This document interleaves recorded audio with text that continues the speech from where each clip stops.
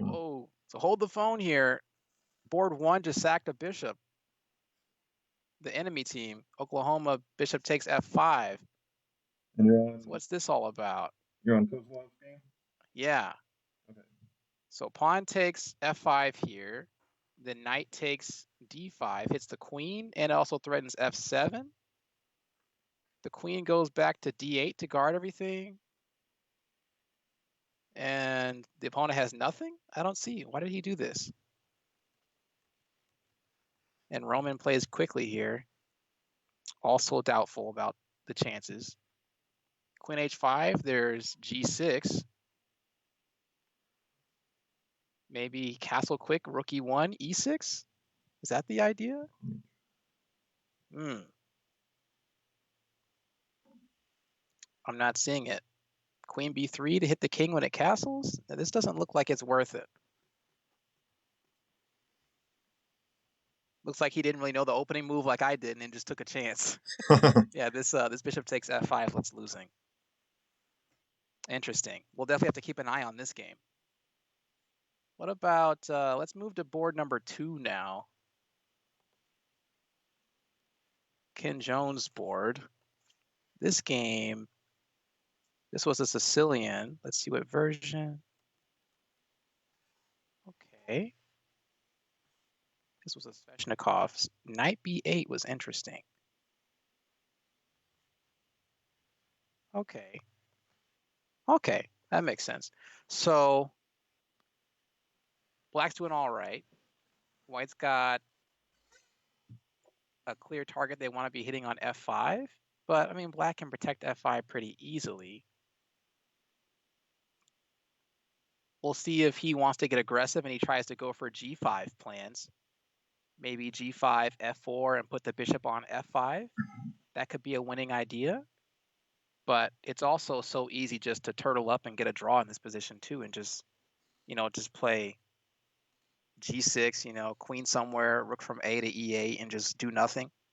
So we'll see. This game looks pretty drawish. So you think white might push the G pawn, or black might? I think if black pushes the g pawn, he's going for a win. He's going all in there. Okay. White pushing the g pawn, they'd have to play like king h1 stuff first, rook g1, but the rook looks good on f1. I'd say this game looks really drawish.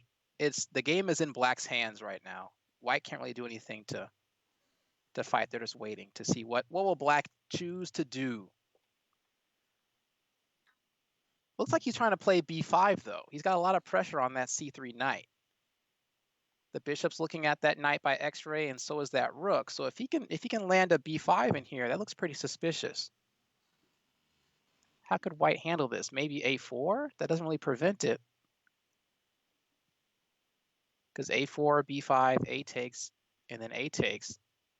If that c-pawn moves, he's done.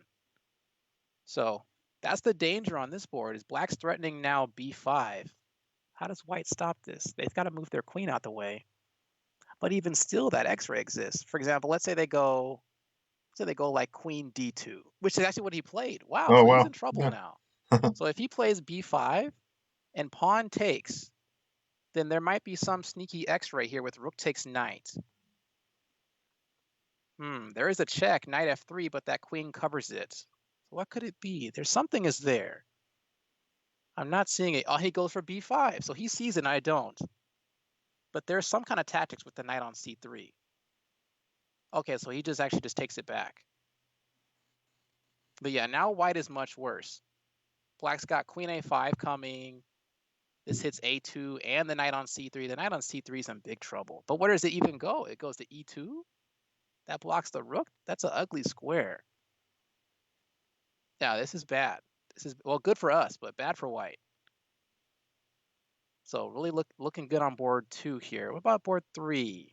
So I'm moving to Nathaniel's board now. Okay. Okay, he played this Trumpowski. Good. Just looking through it real fast. Okay. So let's see. His position, I'd rather it be his side here too. Looks pretty good. Um, Noticing that the bishop on e4 has a really good diagonal looking at the king side. That h7 square, that's going to be of some high interest. He might think of moving the bishop back to c2, followed by queen d3, and then he has some mating ideas. In the least, it's going to provoke black to play g6, and then there's going to be some weaknesses on h6, or he just goes for f5 here. Huh, okay. Now, the interesting decision here is, does he take to prove that his bishop is the win condition, or does he scoop back to f3 trying to play d5 and switch plans? And that's what he does. So now we can expect him to play moves like rook from f to d1, rook from a to c1, followed by d5. But wow, the opponent's like, I'm not having any of that. d5. So, so he's got to commit to something, because it looks like the opponent's going for a draw here, which honestly is not bad, because he's going up against board 2, and he doesn't en passant. Interesting. I feel like you have to en passant for your bishop here on f3. Otherwise, if you allow d5 to stand like this, then the bishop is out. There's no It blocks dynamic that play diagonal. left. Yeah. Yeah, this is yeah, black is just really just trying to lock things up. We definitely should not take on a5, allowing the knight to jump into a5, possibly land on c4, really nasty. The only move really is rook from a to b1 or b5, and he plays b5, and this game is a draw following a4. Well, at least white doesn't have any win chances left. Black's got it. If he plays g5, he's got a win chance. Maybe king h8, rook g8. But oh man, I think Nathan threw this one away. If he plays en passant in response to d5, there's still some fire left in this game. En passant followed by maybe rook d1 or d5 right away could be pretty interesting. Not sure if that's right, but at least there's some double-edged chances there. Looks like this one's all dried up now. So I'm going to take a look at board 4, see how Asish is doing. Okay. So this is a Sicilian here.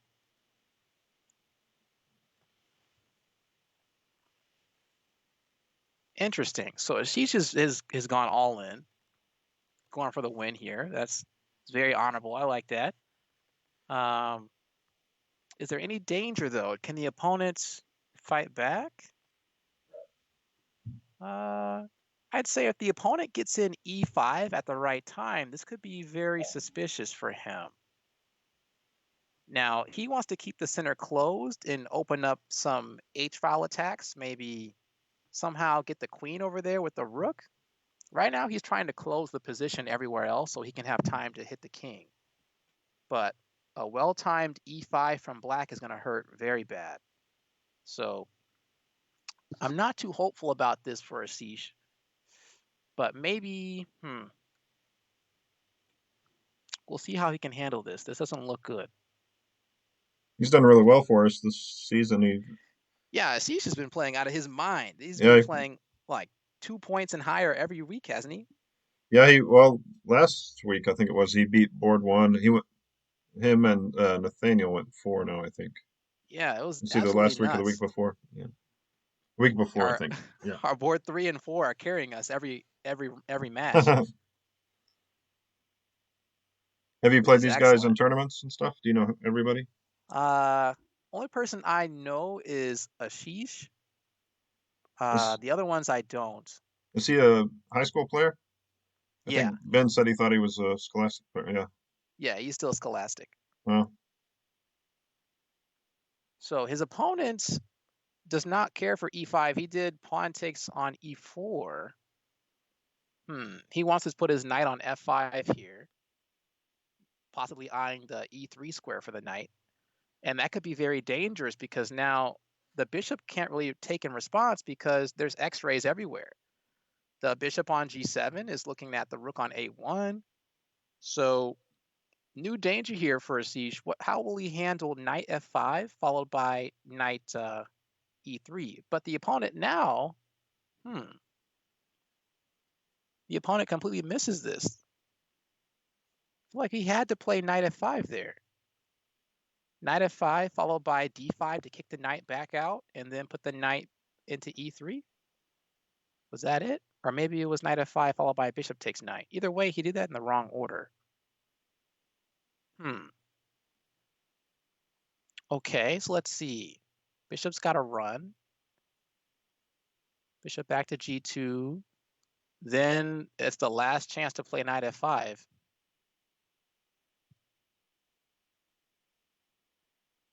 Okay, he sees it.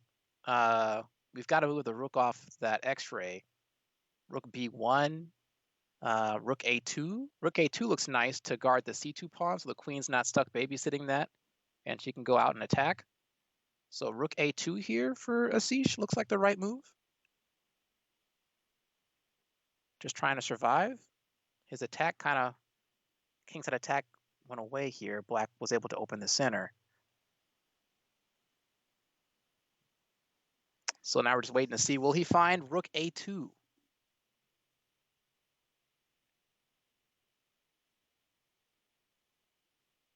And then once this attack is gone, he's got some chances with the e6 pawn. Now, he's not going to be able to win it because that knight on f5 is stuck. I mean, we might trade it for our bishop, but that's not going to win the pawn on e6.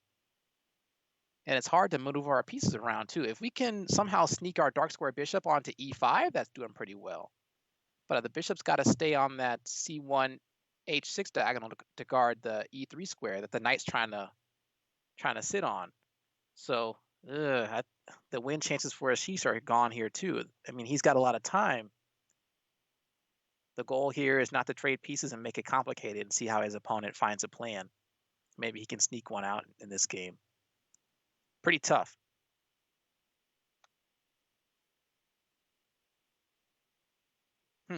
What do you think about these? What do you think about these kingside attacks? Would you be brave enough to throw your own kingside pawns up here? There's a lot of systems that are supposed to do this.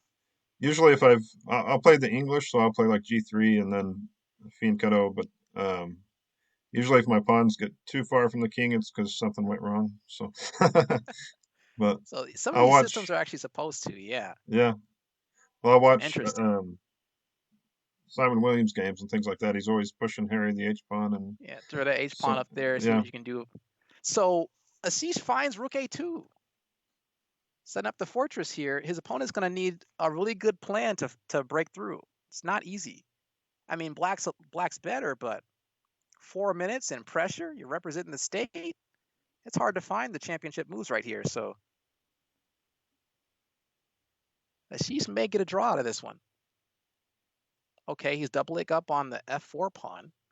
Oh no, he's trying to bring the rook over to c7. That's the idea, to hit c2. Okay, what can we do about this?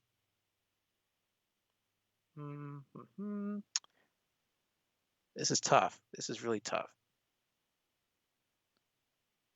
Okay, I mean it doesn't scare us yet because it's still guarded twice. Let's see, what can we do on the king side? Well, let's see, rook f2. Right. That way the queen can go and attack. We don't want the queen to be stuck babysitting. Maybe he's looking at queen g4, queen something like this. But we've got to attack to survive here.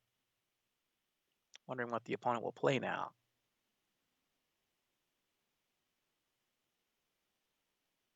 And he actually does double up on the f4 pawn.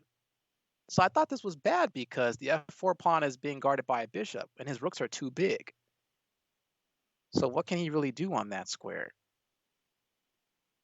I guess he doesn't really have a plan. He's just hoping here because the bishop now is trapped in. The piece that you really need to hit, that bishop needed to be on d6. So before they move the rook to f8, he should have played bishop f8 followed by bishop d6, and then he should have put the rook on f8. And then like black also had these queen c7 ideas, and the queen, the bishop on d6, the two rooks, that would have been 4 pieces hitting f4.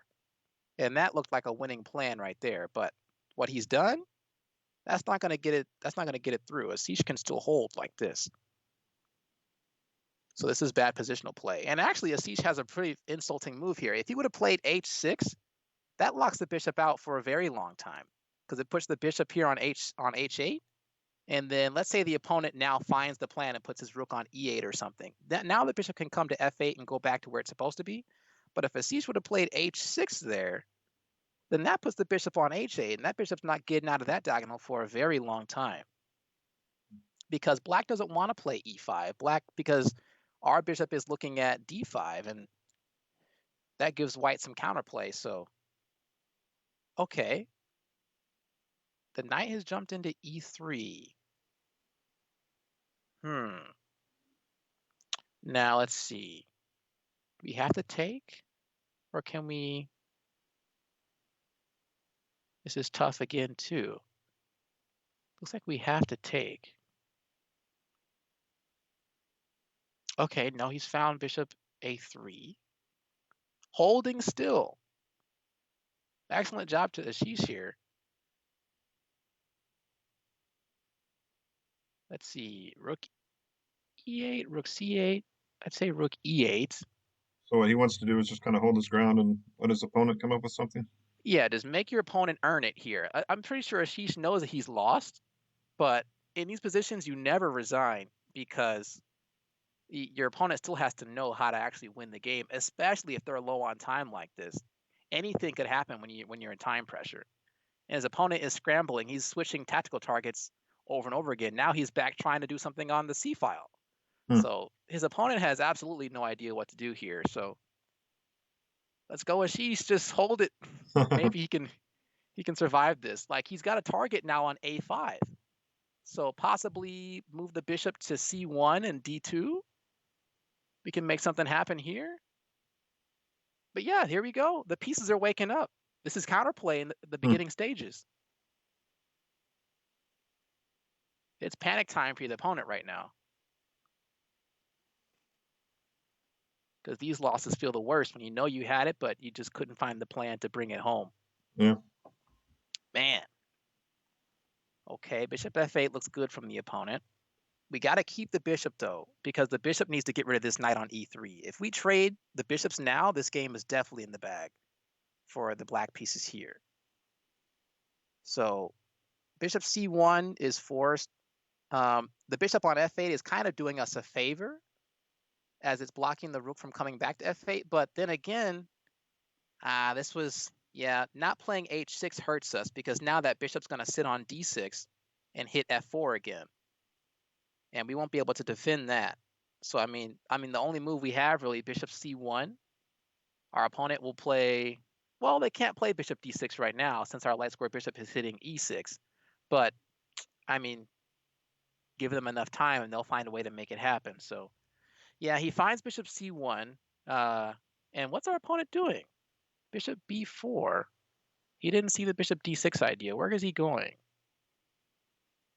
If I'm Asish here, I'm playing queen e2, looking at queen g4, trying to hit e6. I'm not sure what the opponent's doing. He's just low on time trying to play anything, most likely. Oh, wait, we can't go to g4 because of the knight. That knight is so good. Just queen e2 and just see if you can find a plan is what we do here. Yeah, nice. Okay. Ooh. Okay, we got to go queen f3 here. Then our opponent gets queen c7 or bishop d6. Very tough. Maybe we can get away with f5.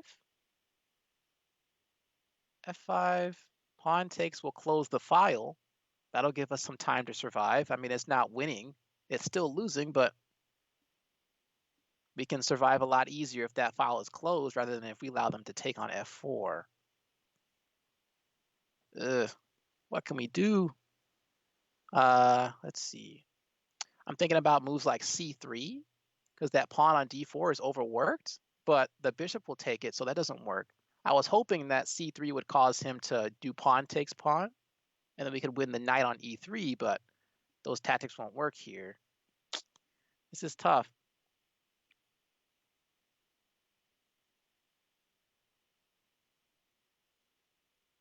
Sad to say, this one might be too far gone.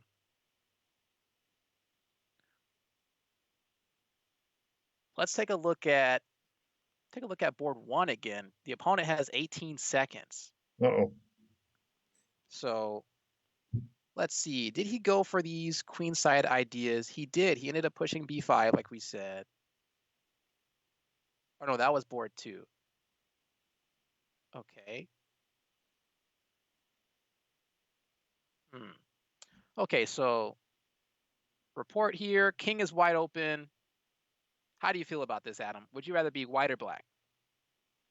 Well, first, my job is to say that white or black has a time advantage. So, So this is actually a really interesting position because hmm. white's king may be sitting on an open g file, but rook e7 is a very serious threat. That bishop on a1 is providing excellent pressure onto g2, or g7, I mean. But once again, that time pressure is such a, yeah, this is over now. Knight f4. Does he see it? Oh, no, knight f4 here. The rook's covered by the queen. He can't go rook e7 because we do knight takes queen with check. We don't have anything else because we can't stop rook e7. We got to attack. Maybe we have queen d5. Queen d5 was pretty scary here too. That diagonal with the bishop. Knight f4. Okay. Ooh. Does queen f5 work, or queen d5 work here? Because the rook's guarding the knight. Queen d5, what's our threats? We're looking at g2. But that queen's there. If we play something like rook c2, the queen's got to leave. Okay, he goes for something different. And he's run out of time. Oh, wow. That's a win for Roman. All Nice. right. Okay. Board 2, are they still playing? They are? Okay.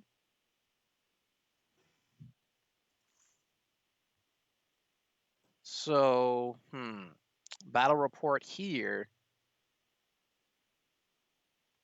The target that he wants to hit originally was d5 now, since it's isolated.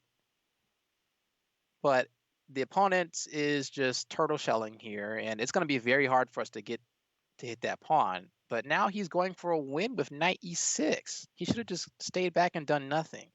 That knight was so good blocking off all of our attack lines. But here, what's happening if we take queen and then take knight? So take queen, rook from 1 takes. We do bishop takes knight. Yeah, he's done that. Pawn takes. Then rook from 8 takes. Maybe he's got rook takes f5. Yeah, it's going on this line. Rook takes f5. Maybe we can play, ooh, no, that looks scary. Because rook takes f5 then also hits the pawn on b5. And yeah, he saw this and played g6 first. Very nice. Now the knight has to come back out, and he doesn't move it. Low on time, did he blunder? Bishop takes knight, wins a pawn. Oh, yeah. Yeah. Okay, this is good. Now this is really cool in-game tech. You could play pawn b4, and that pawn on b4 now would stop those 2 pawns all by himself. Oh, okay. But now this allows white to play a4 here, and they can make a pass pawn.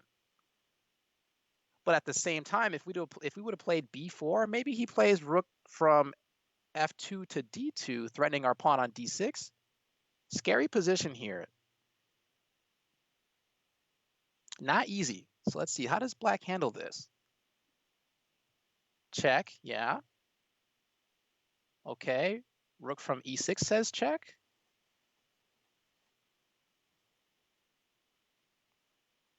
Then king f4. No, he doesn't go for that line. Well, this is dangerous now. I don't like this. Rook d5, and our pawn is dropping. Because we got to play b4 here, and then he plays rook d4, and that pawn's gone. Oh, no. Okay, well, what can we do? This is a problem. Can we play rook e4? Rook takes, pawn takes, king e6, king d4, pawn d5. The king goes to c5. Ooh, maybe we might be able to get away with that. Rook, he's probably calculating that right now. Rook e4. What else could we be thinking about? He's either calculating rook e4 right now or something like rook e1. But I don't like rook e1 because then the rook takes our pawn on d6 and that rook is just attacking everything. Oh, he plays rook e1. No way. So rook takes d6 here and we're in bad shape.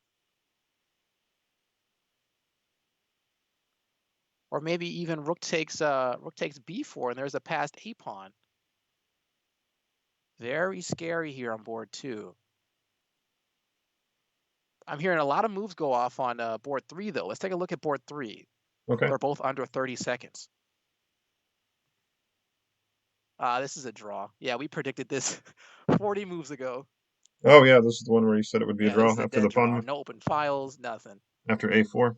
Yeah, this is the one. The bishop looked good, but Nathan allowed him to block everything with f5 and d5. To be fair, though, those positions are very tough, hard to calculate, because the opponent does get some play, but we have to kind of go all in and say my bishop is worth it, you know.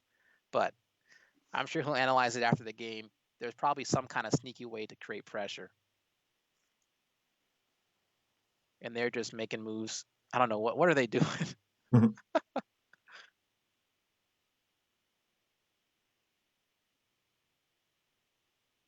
Okay, I mean, let's say we're trying to go for a win here. What could we possibly do?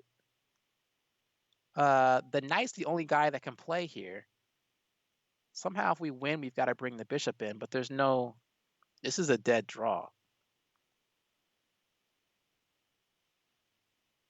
Okay, so that game's going to end in a draw. Asish unfortunately couldn't hold here. So let's see. Board 2 again, what's happening? Board 2. Yeah, we've got a pass pawn on d4. Time pressure, opponent's getting nervous right about now. This is where we can save a game, pull it out of the fire. Whoa, what was that? Wait a minute. The opponent has just made a big mistake. He played this move g5 or g4 like we were talking about. Now that one pawn is going to block 2, and he has pulled this game out of the fire. This is a draw because now after e3, we've got a protected pass pawn. And wow, well done. Well done. Very good job to Ken Jones here. Now, maybe we might be able to try for a win. If we put our king on d4, our king is still in the promotion box for the other pawns, and we can push e3. He doesn't go for it, though. Let's see. Will he put his king on c5, showing that he's trying to win and go to king? Oh, there it is. Will the opponent allow him? No, the opponent's very good. Yeah, this is a draw. Because now if we go king d4... Oh, wait a minute. He just blunder? a6, e6, or e3, king up. Ooh. So, okay. King c3 is next. Right? King c3, king c2. Ooh, this is very double-edged now. King c2. No, pawn up first? Okay, that's fair. The opponent just lost. That's game over. Pawn up mate, don't matter what you promote to. Oh, wow. Okay. Wow. Not only did he pull it out the fire, he took it right to the basket. Nice. The opponent's got to be shaking his head on this one. That feels bad. He wanted to let that pawn get to a7 to be exciting. Wow. What a game for the audience, though. Ken must have known we were watching. He was like, watch this. Okay, so 2 points for us so far. What's going on board 3? Did they accept a draw yet? Yeah, they did. Okay. So we have 2.5 points that round. And Asish He came out ahead, lost. yeah. Okay. She's lost, but that was a tough game. All right. Tough. So 2.5 to 1.5 now is the score. I'll text the results to everybody.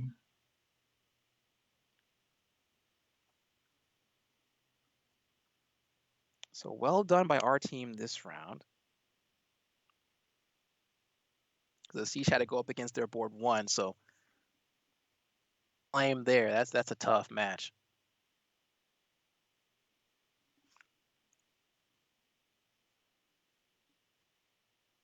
Two and a half to 1.5.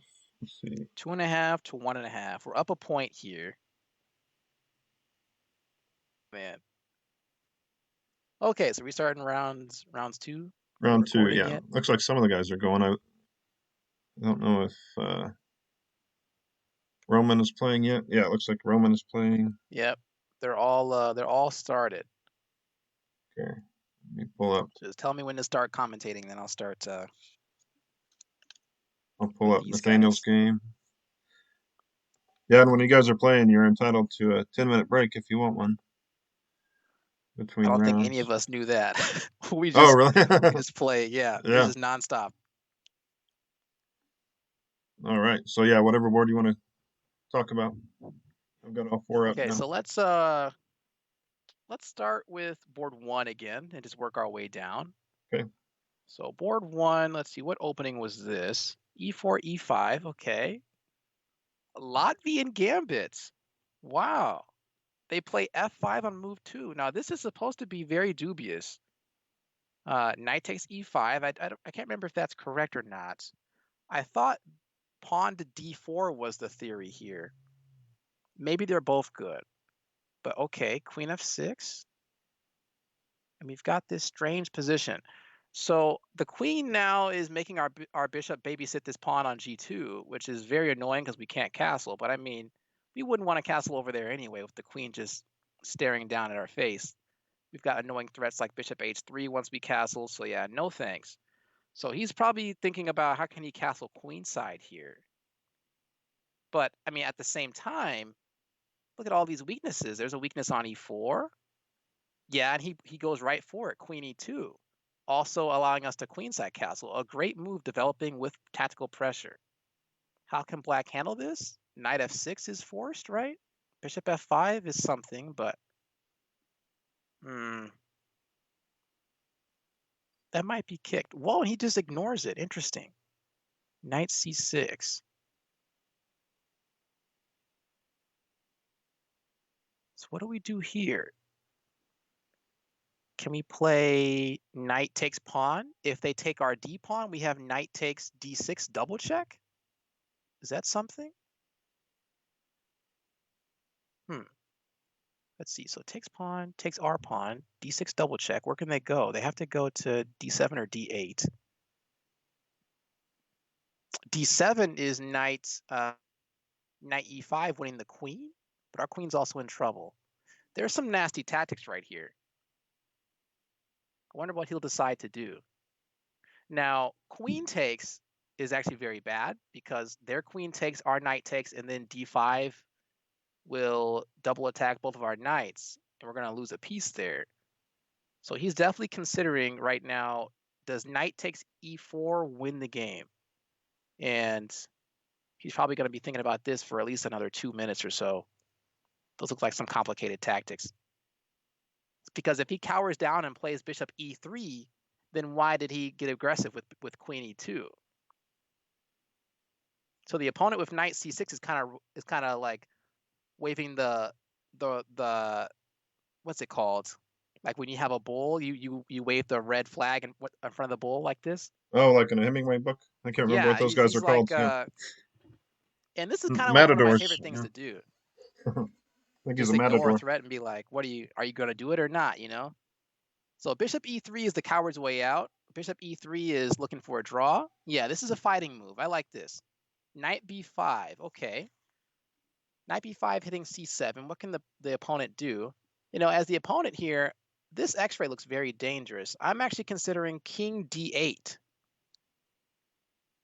King D8 followed by a possible, oh, and there he goes. Yeah, the X-ray was very problematic here. Next, we have to watch out for D5. If black gets in D5, they may be able to survive this, That'll keep and the maybe with pressure. D5, bishop G4. Uh, this looks very scary. Plus, our knight on B5 is not a stable defender. Our pawn on D4 needs another defender because A6 is coming. White may be in trouble. Can we play ourselves pawn D5? This would stop them from playing D5. No, he plays bishop E3. I don't like this. This allows D5. I think we had to play pawn D5 there.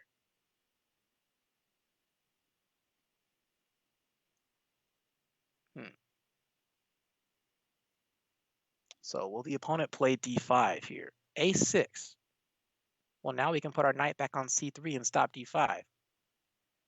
What's going on here? Knight F6 to try and play D5. Also, it guards E4. Because when we play D5, not only does it kick out the knight on C4, but that also puts space for the dark square bishop to go to D6. Ooh, okay. He missed another chance to play D5 there. D5 followed by queenside castle would have been strong. Because this pawn on E4 is just begging for somebody to help him. You know, he's going to be hit by everybody. The knight, the queen, a possible bishop fianchettoing on G2, another rook coming to E1.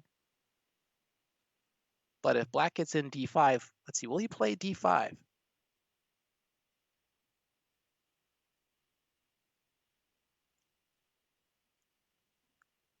when he plays That is D5, is the knight going to E5 maybe? D5, knight E5. The knight then is untouchable because if the knight takes on E5, the pawn opens up. The X-ray is very scary. So D5, knight E5. The queen would go to possibly G4 or H5. I'd say G4. No, queen can't go to G4 because the knight takes. Where does he put his queen? The queen also has to guard F7. He has to go back to E8 with his queen?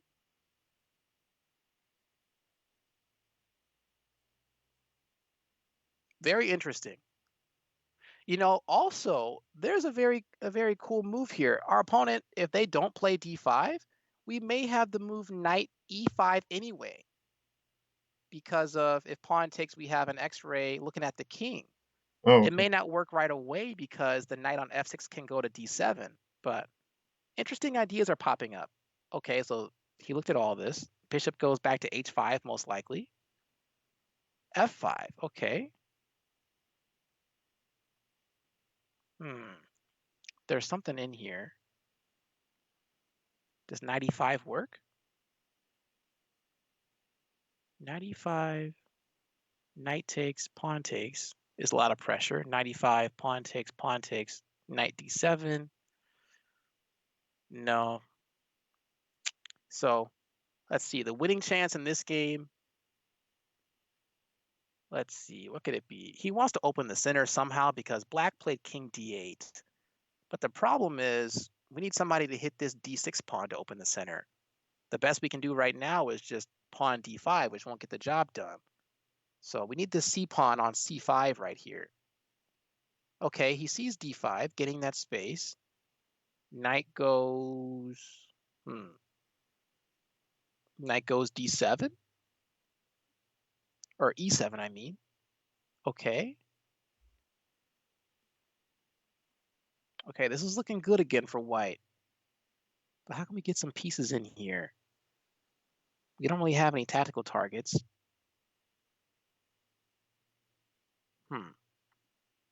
We got to create some more space so that we can hit something.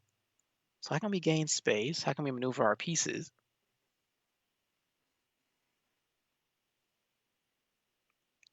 E1, that's a good start. Queen's got a, let's see, Queen H5 here to keep the queen active is what I would play. No? Okay. Queen F7.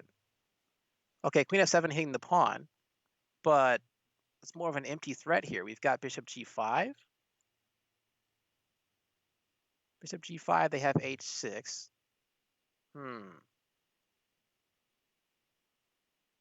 Tough position. Let's see, we go queen d2.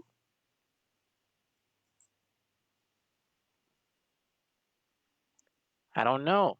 Black wants to play g6 followed by bishop g7 and maneuver their knight to d7 and pop up on c5 or e5 someday. This will be interesting to see how this game pops out, but they've got a long battle ahead of themselves. Let's go to board 2. So board 2 looks like it's Sicilian. Let's see. Yep, it was. Okay.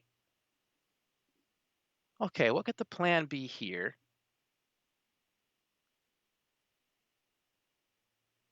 He's got good pressure on f7. A possible knight g5 would provoke maybe e6, but he can't play e6 because d6 is in trouble. So knight g5 would make him play rook f8. What can we do then? Not sure. It's annoying though. It doesn't look winning yet. We could also play e5. If he takes our pawn on e5, this opens up our rook on the queen. And once our knight takes back on e5, it hits the bishop that will be pinned, and it also hits f7. So Ken here could be thinking about e5, a very good move to open up all of our attack lines. Let's see, what can the opponent do to stop this? Maybe the opponent can play e5 himself, but then again, that e pawn is needed to protect that d6 pawn. So white's got some pretty annoying pressure here. He should play possibly queen c7 to step off that line and also guard e5. Queen c7 though, let's see, can we play knight d5? No, that's not really scary at all. Okay, so as black here, I would play queen c7. Also, it helps us put our knight onto c4.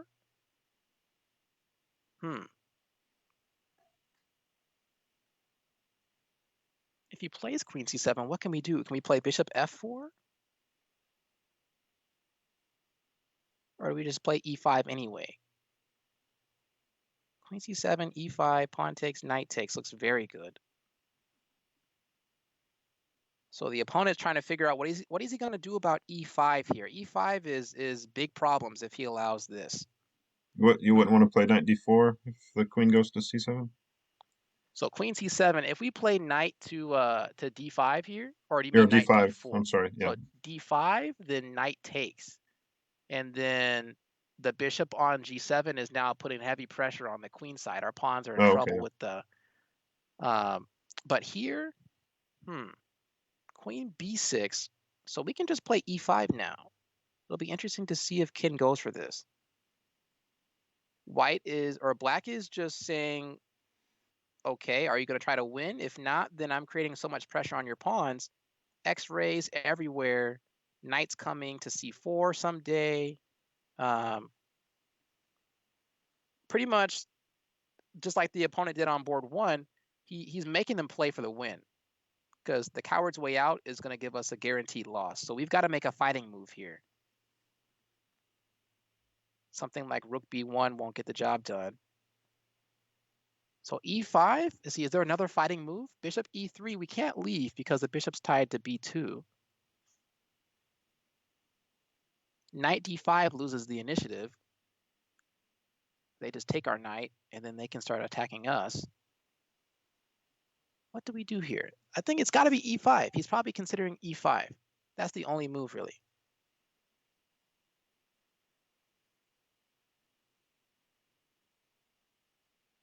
e5 and then the knight captures. e5 and the knight takes is a very good position for white. Now, e5, knight takes. Oh, wait a minute. Do we have tactics here? e5, we could take on f7. e5, pawn takes, bishop takes f7. Because if the king takes back, then now knight takes will hit the king and the bishop on d7. And the king cannot walk to e6 to guard it because the king walks into the x-ray of the queen. So this looks very dangerous. Maybe does he see e5 and bishop takes f7? Now that's a huge stunner. That'll definitely catch the opponent off guard there.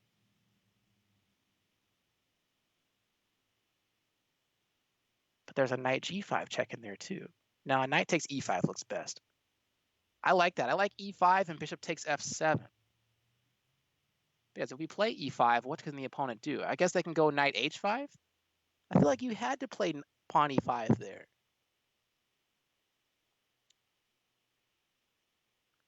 Now, luckily, our rook is okay because it's protected by the bishop. If not, then rook takes knight here would be winning because the pawn is pinned. So maybe the opponent might play an ugly move, bishop e6. Now, it doesn't look like it's amazing, but the sneaky idea is to remove the bishop from protecting the rook. That way, they're threatening rook takes knight. So, interesting. Pawn e6. Pawn e6. Now, this is not a good sign. Now our bishop on a2 is useless. But we can play bishop f4 because they just made a weakness on d6. Bishop f4, what do they play? Rook c6 maybe?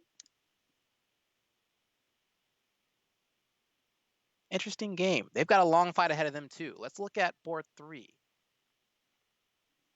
Okay, board 3. This is Nathaniel playing again. Okay. Stonewall. Very interesting. Knight takes. But why play the stonewall if you're going to trade queens, you know?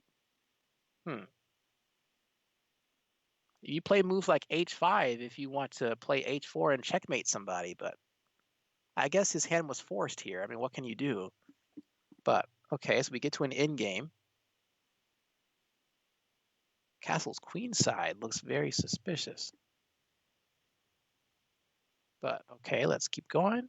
All right, so now the position that we're in, let's see. Black wants to get their pieces out. Right now, we don't have any good attack angles. Our dark square bishop wants to sit on c5. Maybe it could also sit on g7. If we put our dark square bishop on g7, it'll hit that e5 pawn and force their bishop to babysit it all game. Our light square bishop, where does it want to be? Let's see, we don't really have any light square targets. Can it remove or maneuver somewhere else? No, our light square bishop is very bad. Our rook also has no plan at all either. Not looking good for black here.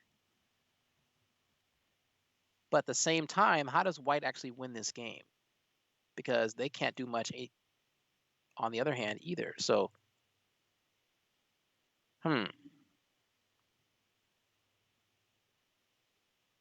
So if we could have to find a winning plan here, black's got to make some attack lines.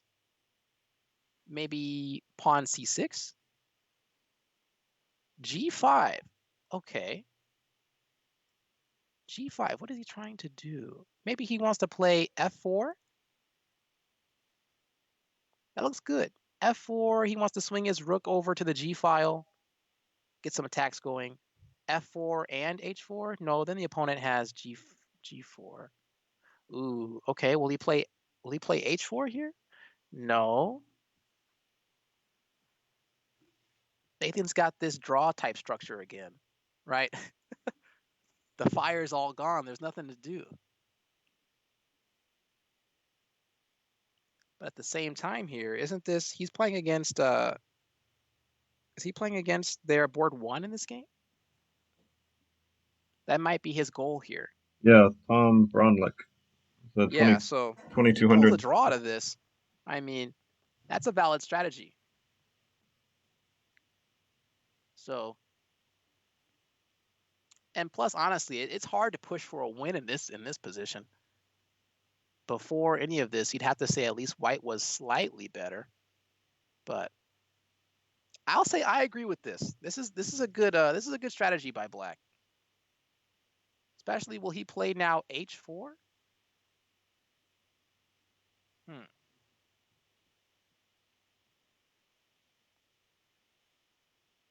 H4 followed by h3, seal it up all the way, and say, find a plan, sir? I don't know. But looks like Nathaniel might be able to squeeze this draw out of here. As the white player, what do you do to win? I mean, you could take on b6, open the a file, but we can't even get down there. We've got to make some open files. If they can play c5, oh no, but why do you do this? I thought we were trying to get a draw. This is trying to win now. C6 opening up some attack lines. He should have just played like bishop c5 and done absolutely nothing and said, okay, what will you do? You know, bishop c5, like rook h7, rook d7, rook h7.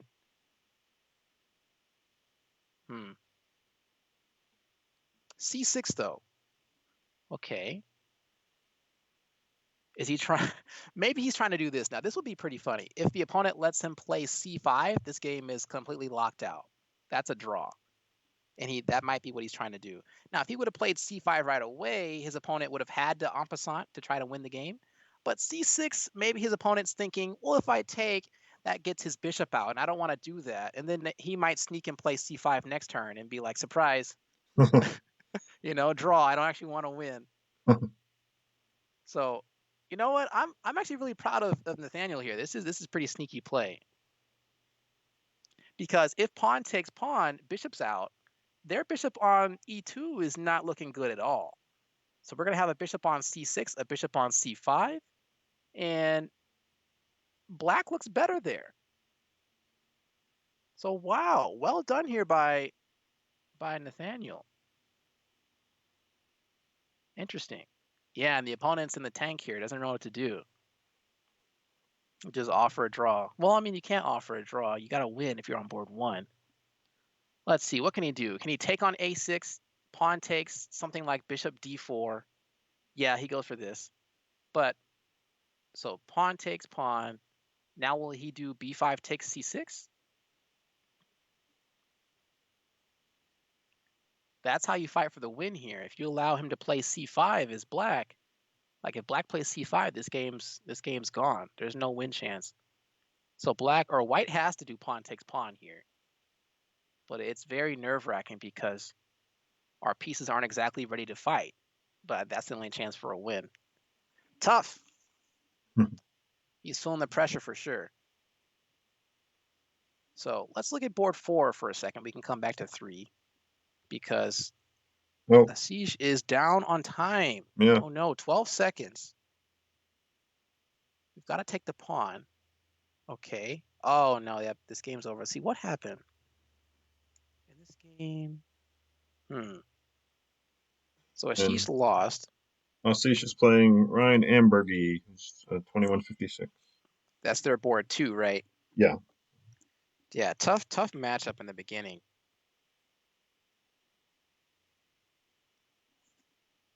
Let's see, he played.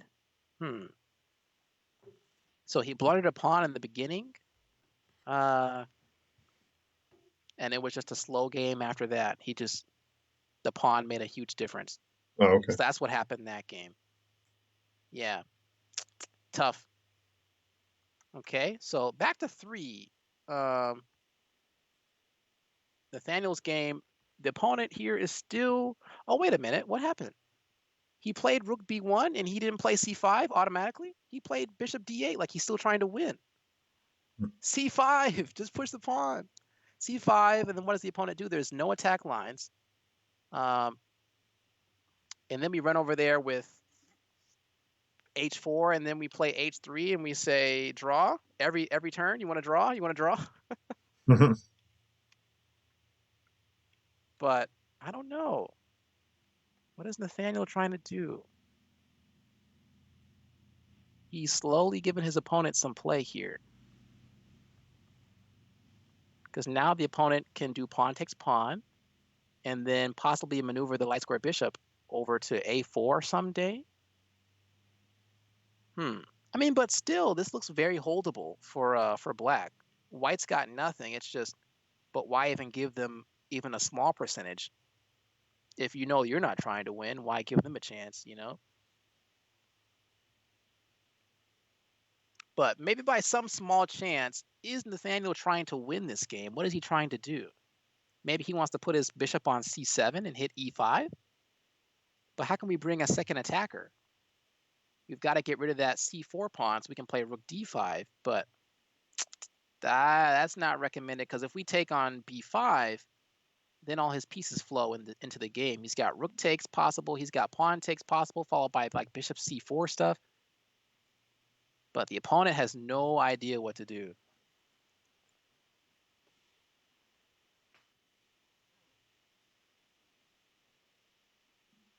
Very interesting here.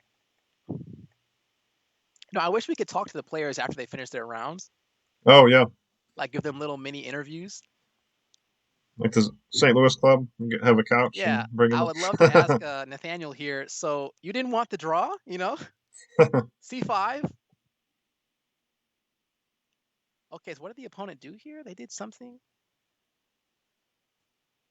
Okay, so I was behind a little bit. Okay, so they played C5. Hmm.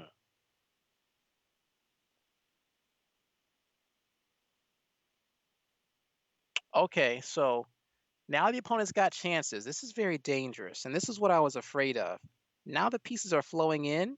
The bishop's coming to C4. Um, wait, are we a pawn up here?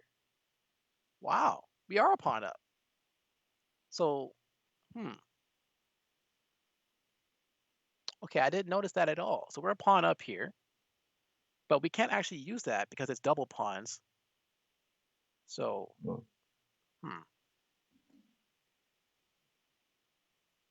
But what do we play? This is very nerve-wracking here too. He's got to be thinking, uh-oh, if I'm bishop C4, um, maybe pawn takes pawn followed by rook B6. Um, this looks very scary. But at the same time, does black have bishop C3? Bishop C3, king F1. No, that's nothing. Hmm. Yeah, this is a scary position for black. Oh no, now the bishop's coming. Maybe he might do rook takes though. Ooh. But moves like this are good to make in low time pressure because your opponent has to decide. And the opponent he just picks one without deciding. Well played by the opponent. Um, but okay, now we can put the rook on D2. It doesn't do much, but it's something here. Rook D2, rook D5. Now that's not going to win us anything. Oh, the game's over. You see it? No. Nathan he just won. That's a wrap. So the bishop on C5 moves, right? Goes to A3, and he does rook takes B5. Now, when the other rook retakes, then now there's two pieces on the same line on the A6 to F1 diagonal, followed by bishop A6. That's a wrap. We get a bishop or we use a rook to take a rook and a bishop. Wow. What a steal. We've got two games pulled out of the fire here. The opponent's in panic time. The only try is bishop D4. Bishop D4. Bishop D4. Our bishop takes. No, that's this game's gone. Wow. He must see it too. That's why he hasn't moved. Wow. So is there oh, never mind. I was gonna say, did their board one lose twice in a row now? No, but he won his last game. Wow. Will he resign? That's the question. I guess you gotta play something. What do you play? Yeah, he tries bishop D4, but bishop takes bishop, and that's it. Because rook C1 check is followed by our bishop on D4. We'll go to C5. We go into danger and right back out. So we're good. Okay, he might try rook C1, but bishop C5 is game over. Huh. Wow. What a game. What a game, honestly.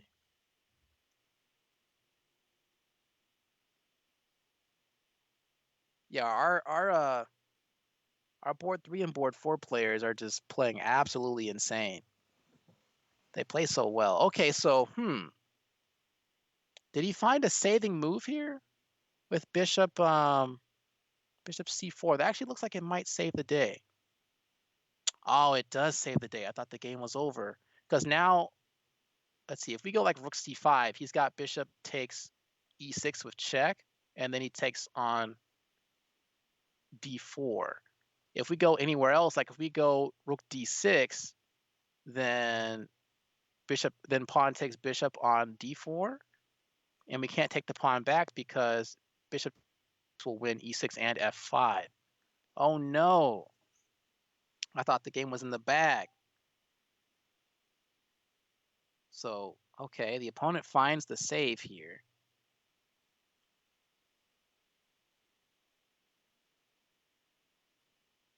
So what do we play here? As black, we can't allow bishop takes f5 or bishop takes e6. That's definitely a draw.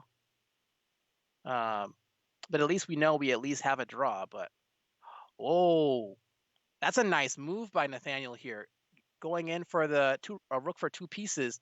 This game's over again. It's going to take some technical skill here, but this is over. He's got to get his bishops into good position. Let's say we get the bishop to like d3.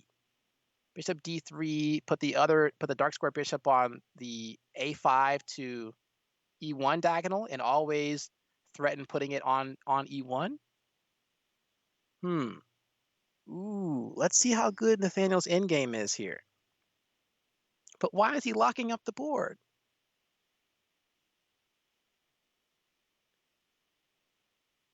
Okay. We got to open it up and let the bishops breathe. Somehow we got to get those pawns promoting.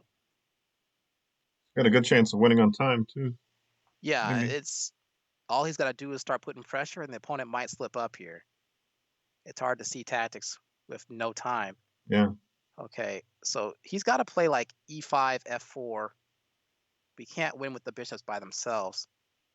He's trying to get on that diagonal, like we said, though. That's very good. Will he play bishop a5 here?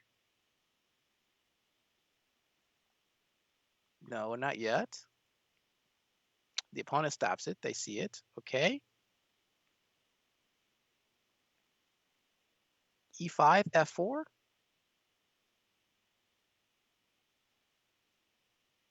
Okay, we're inching there. Ooh, suspicious. King and rook on the same line. Can we get anything out of it? No, not yet. Okay, now we've got bishop a5. Okay, there we go. King goes somewhere, just king d6. That's a very good step in the... Why are we going backwards? Okay. What about... oh no, we had to stay on that diagonal. Get him on time. He lost on time. Wow. Yeah, this is where I wish we could have an interview with Nathaniel here. What a game. What a game. But that's a win. That's a solid win right there. We could add a interview show to our YouTube channel. Yeah, it looks like board 2 got a draw. Oh, okay. So let's see what happened in that game before. Sounds Oh yeah, good. this was the game where we thought he should have played e5, but he played rook b1. Let's see. Looking through this, he did actually play bishop f4, and then he locked up the pawn structure. Then Roman won his game. Okay, did he really? He won? Yeah.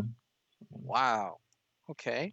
So win, board 2 draw. We got a 2.5 point round again. 2.5 to 1.5. Yep. So that's 5-3. It's got to almost get a 4-0 round to knock us out here. Looks like they're taking a break, maybe. Yeah, board 4 is not playing. Looks like Roman's playing on board 1. They've made one move, but the time's not ticking. That's weird. Not sure. I never play here. I always play on chess.com. Yeah, I so do I don't mostly too. But they. So I don't know. Because chess.com will abort the game after so long. See if Nathaniel started. No, he's got a break, I think. Okay. Yeah, if I had to play this 15-minute stuff for Missouri and everything, I'd take like a 3-minute break just to cry a little bit and then come back and play the next round. Yeah, just put your head down. Yeah. You know, it's very nerve-wracking.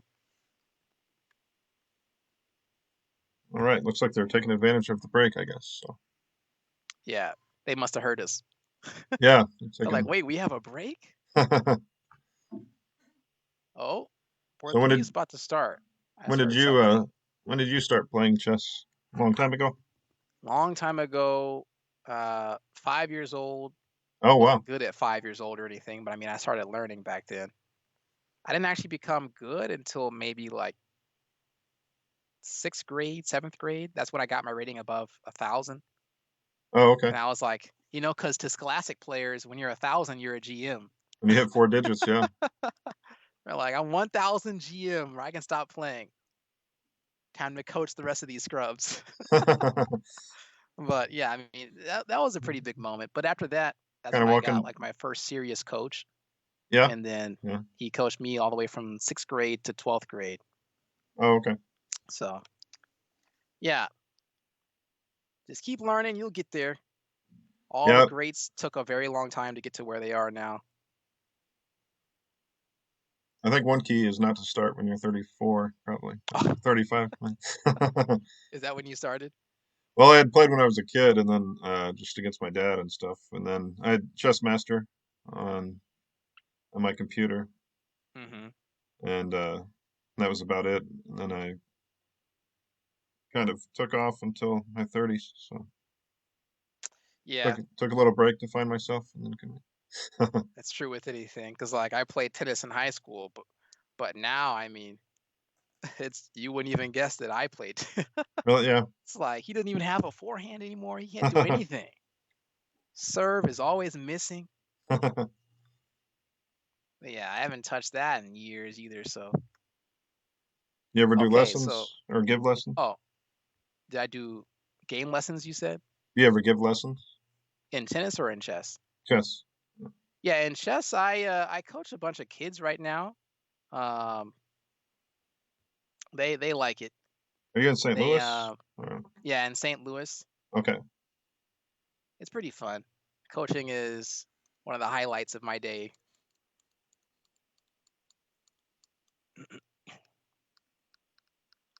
So, are we starting the recording again? Yeah, just whenever you're ready, I'll put it on the board you want, and I'll probably go warm up my coffee and come back. Okay. So then I'll just be talking to myself for that part until you're back. Yeah, yeah. All right.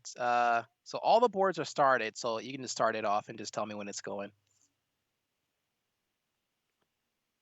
Okay, yeah, you're ready to go. I've got it on board one. Is that where you want it? Yeah, let's start on board one like usual here. Okay. So this was a queen pawn game. Uh, had a Verisov start, but it comes back into the London. So let's see at the current position. Okay. Hmm. Black plays e5 here. I'm liking what I see. The idea now is to get a lot of space, get the pieces ready, and then fight later. This move, bishop h4, is pretty good. Looking at the d5 pawn. Now, if black's got to respond to this correctly.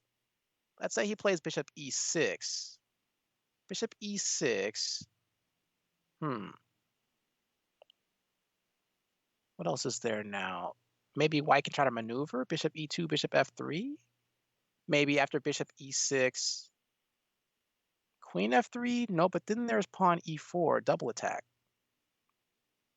Ooh, black decides to play e4, but that makes the d pawn even weaker after bishop e2. So what does he have in store here? This looks scary now. Bishop e2, then how does he fix the pawn on d5? Are there x-ray checks? Can he play e6? Bishop e6 here, e5. Hmm. Okay, and then what do you do after bishop takes knight? Bishop takes knight. Bishop takes bishop. Then knight d5. This is a crazy position again. Okay, I'm back whenever you're. Okay, so board one, very interesting game. After bishop h4, if you see it in the list there, I thought he should have played bishop e6, but instead he's pushing for space too fast, in my opinion, because now the d5 pawn is a big issue, and we don't really have time to protect it if we're trying to attack. But yeah, here comes the opponent. Queen d2, rook d1 is coming. And what do we do about d5? Bishop e6.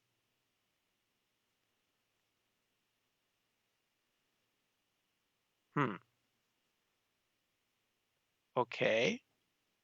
And d5 is a problem because it's attacked twice, or what? Right. I So missed it. what you can kind of pay attention to is count the number of attackers and defenders. So if the number of attackers and defenders are even, that means you can reasonably expect your opponent to send another one sometime soon, right? That would be a better attack than just attacking the king for no reason if it's safe. So you're always looking for, what can I add one more attacker to actually threat to win that square? Whether it's an empty square or there's a piece on it. And our opponent here, before rook d1, saw that there was the knight, the queen, and the bishop counts as an attacker technically because it can remove a defender. And then all we have is our bishop and our queen since the knight doesn't count. So it's 2-2. So rook d1 by the opponent here was very good, putting a third attacker on that. So now he's threatening to win it. In response, he plays queen a5, and this is some serious tactics going on. Not sure what this is about. Let's see. What can the opponent do here? What if they take the pawn on d5 with the knight? Knight takes, no. Then we have queen takes queen and knight takes. That won't work. Okay, let's see. What if they do bishop takes knight first? Bishop takes knight, bishop takes bishop. Then if knight takes d5, is there some kind of pin? No, our queen's hanging. We can't play rook d8 because our queen's in trouble. What do we play? We play queen takes queen, rook takes queen. Then we have bishop takes b2. All right, that looks playable, but wow, did he see all that from back there? This must be theory. He's played pretty quickly all these moves. But yeah, this is tactically sound for black. There's no trouble here, especially if he can put a rook on d8 next. Whoa, what is this? Okay, so this is no trouble either. Just queen takes queen and take on b2. Queen takes queen, knight will take the queen, and then bishop takes b2. And I like black after this because now the c2 pawn, right? Once again, it's going to be 0-0. That's the same number of attackers and defenders. If black puts more pressure on it, white's got some problems. Like black will play rook c8 after this, bishop f5, stack the rooks on the c file. Black's better if they do queen takes queen here. It's actually forced. There's nothing. Well, maybe he's trying to calculate queen takes a4. So queen takes queen, knight takes queen, and then we get the b pawn, or no? Right. So queen Okay. takes queen, knight takes queen is forced, and then bishop takes b2. And the knight on d2 looks silly. Our isolated pawn, where most of the time an isolated pawn is bad, but this time the isolated pawn takes all the squares that the knight on d2 would need. And that one pawn is shutting down a knight. So that's a pretty good pawn, or that's a pretty bad knight, depending on how you think about it. But yeah, if he does queen takes queen and bishop takes b2 here, I like black, definitely.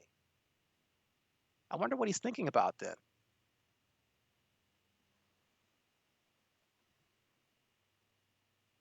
Queen takes queen, knight takes queen, bishop takes b2, maybe rook b1 is what he doesn't like the poison pawn. Oh, he goes for it. Okay. Does he take the pawn? He does. Now, he probably was thinking about rook b1 here. Rook b1. What do we play? We have to play bishop c3 because that makes the king a babysitter and can't castle. So that's very powerful. So bishop c3, and then he takes on b7. I like black there again because white hasn't finished developing. And this, you can see this a lot of times too, especially in lower games. A lot of times players will get aggressive with you when they haven't finished the opening, which I mean, it's just a bluff really. Because I mean, how much can they really hurt you if they only have 3 pieces out, Yeah. So just stay calm, develop, and once you have your full team in, they'll be like, oh, I wish I didn't move my knight 4 times, I could have castled, got my queen out, done this, done that. But okay, and here we go. So bishop c3. Will he castle? Castle is pretty much forced. What else is there? We got to get both of our rooks in the game. So after castle, the pawn on a. Oh, king e2. Bishop g4. No, they have pawn f3.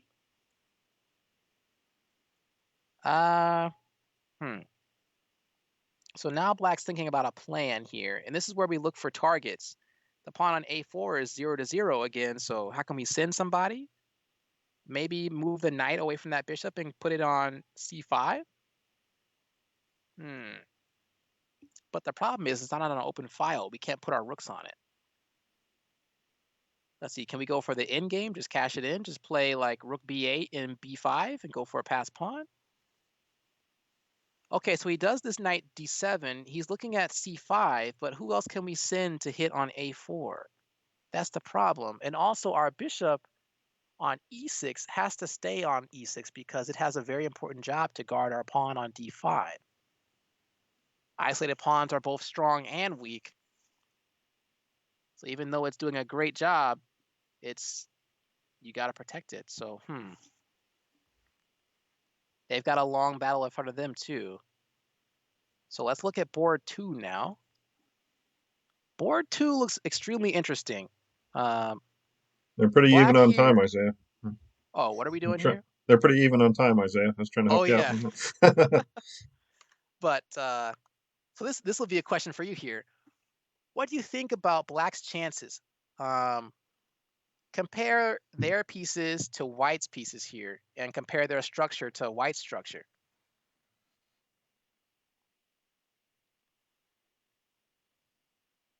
A big question is like, black has 3 undeveloped pieces? What's that all about? And then, but white's structure is about to be busted here. So very unbalanced position, lots of winning chances. And the opponent goes for the win here. Knight b5, allowing the pawn structure break. Now we can take on f2. King takes. Then we play knight a6 to guard c7. I don't like this decision for white. Okay, they take. King takes. What? Why didn't he? There was no bad side to taking. I mean, the only scary thing is knight g. The knight can go to g4 and then to e3. He probably didn't like that. But I mean, that's whatever right now because he's threatening c7. So he had time to take the pawn. Okay, knight e6 is very good. I mean, and we can still do knight g4, knight e6 anyway. So take the pawn now, or now the pawn is down there taking all types of space. So this looks very dangerous for white. I would say black is in the driver's seat this game. Moves like we don't want to play c6 or c5 because that gives his knights access. But at the same time, our bishop on c8 is stuck babysitting this b7 pawn. So it's like, what do we do? We got to get some pieces in the game. I would start with knight g4. Knight g4 is a pretty big threat for black. And then that opens up the bishop. The bishop's now awake. And then c5 is a real threat because the knight's pinned to the rook. What can white do to save the day? He's got to play like h3 or something, right? h3. The knight can't get in where it wants to get in. c3 is not going to do it. Knight g4 looks very strong here. Knight g4 hits both the pawn on h2 and it threatens knight e3 check. Now, if we play knight g4, does he have rook e3? No, we still get so much off of this. Taking on h2? His pawn structure is shattered. That's going to hurt a lot in the endgame.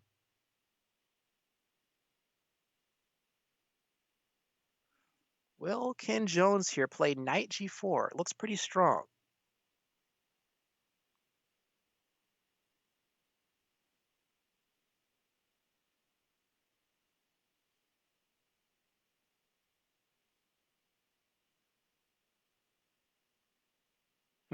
There's nothing else to play, really. Our queenside pieces are tied down. What does he play? Knight g4 and then the rook to the third rank? Or? Knight g4, and then rook e3 is the main threat, but we also have a side threat of just taking the pawn on h2 and then leaving back to g4.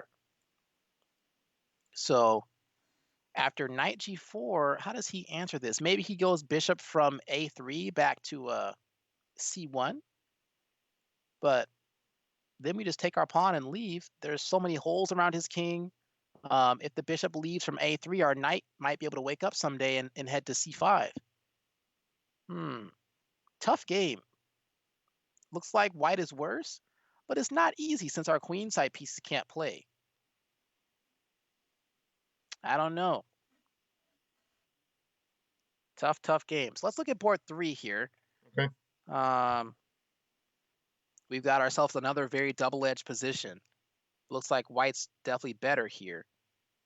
So let's see, what was this game to start? This game, b3. b3 from Nathaniel. I forgot what this was called, but okay.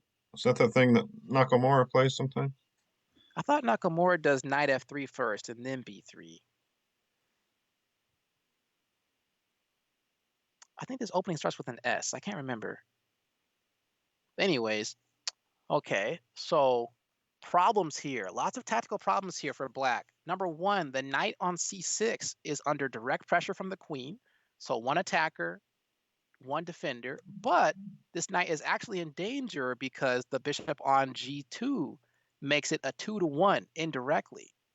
So we can expect all types of moves like knight somewhere. Let's say knight takes h4, right? That threatens bishop takes c6. That could be something. But the problem though is that the rook can go to b6, which will remove our defender with a threat. So we can't, like, if black just does nothing, like if they play rook h8, then we can't take on h4 right now because rook b6. So that's the problem. How can we fix this rook b6? I'd say, what about the options maybe are knight d5 and knight a4. If knight d5, that gets in the way of our bishop, so maybe not knight d5. What about maybe knight a4? Knight a4, knight a4 could be a problem too, because then there's knight b4 hitting both the queen on a6 and a2. So how do we stop this rook b6? Or if we just can't stop it, then we can't make this tactic work. Do we go a4, a5? No, because then the rook has an x-ray all the way across the board with pawn e4. I don't know. They're getting these tough positions with no time. They both got 6 minutes. Maybe Nathaniel, he'll probably play something like d5 or d4 here because the king is still stuck in the center and can't castle because both rooks have moved here. So a plan like d4 is very reasonable, trying to open the center since the king will be there for the rest of the game. Switch our g rook to e1 and just fight in the middle. That looks like the best plan here. The tactics on c6 are not working out. Very interesting. I looked up 1b3. It says it's Larsson's attack or Larsson's opening. Then it must be, is it pawn b4 that starts with an S? Let's see. I think it's like SO something. Sokolsky Polish opening. Yeah, that's what it is. Huh.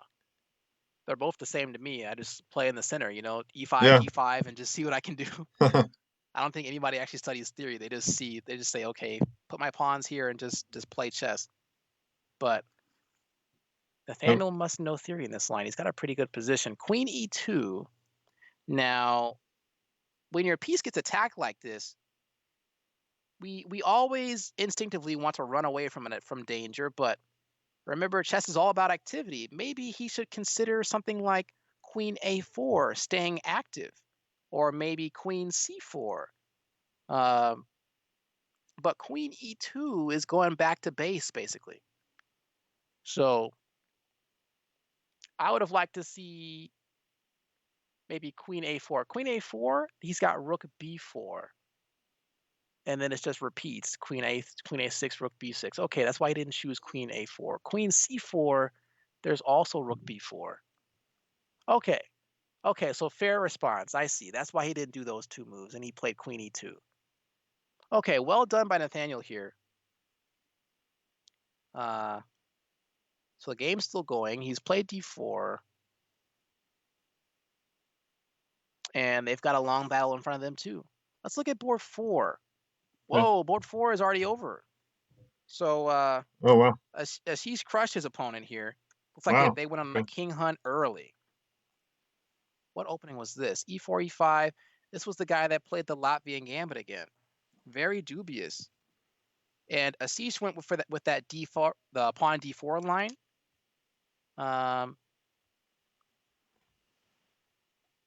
Okay. He must have done some studying after the game because he played differently this time.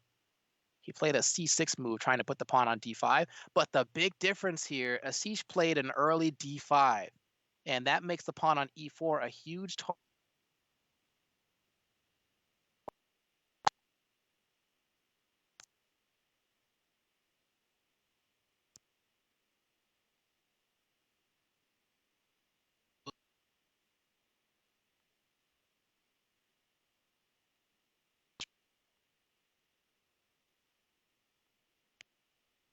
That's a statement win. That's very good. Wow. Okay, so let's write that down. That's a win for board 4. Okay, let's go back to 1. I think your Skype froze up for a second, but Oh, it did? I played all the way through the game so that people could see it. Okay. Yeah, So checkmate in the middle. What was it? Checkmate? Yeah. so on board 4, Asish crushed his opponent there. Checkmate in the middle of the board is Yeah, pretty checkmate, exciting. king hunt, sacrifice, beautiful game.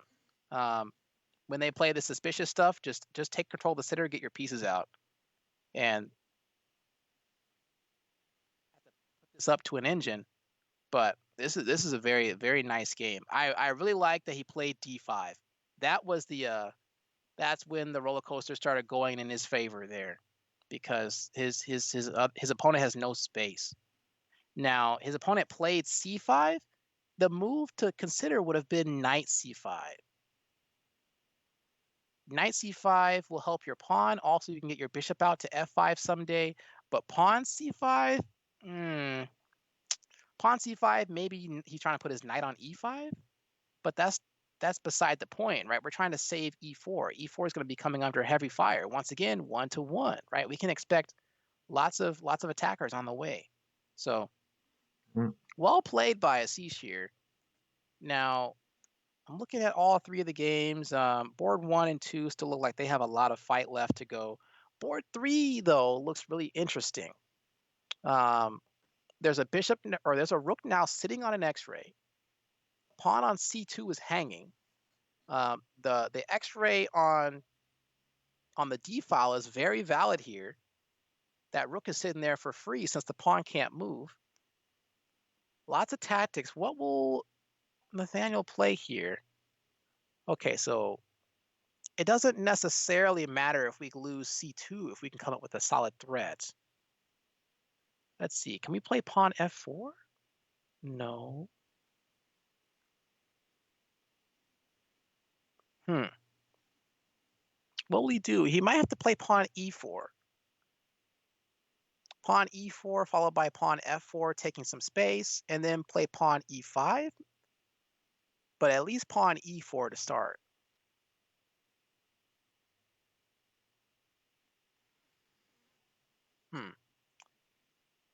Very tactical game.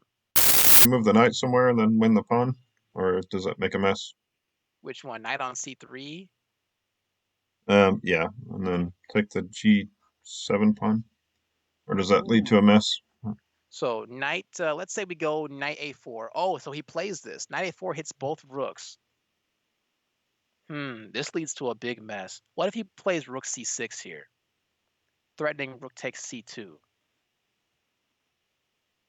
Oh, we can't play rook c6. The bishop's on it.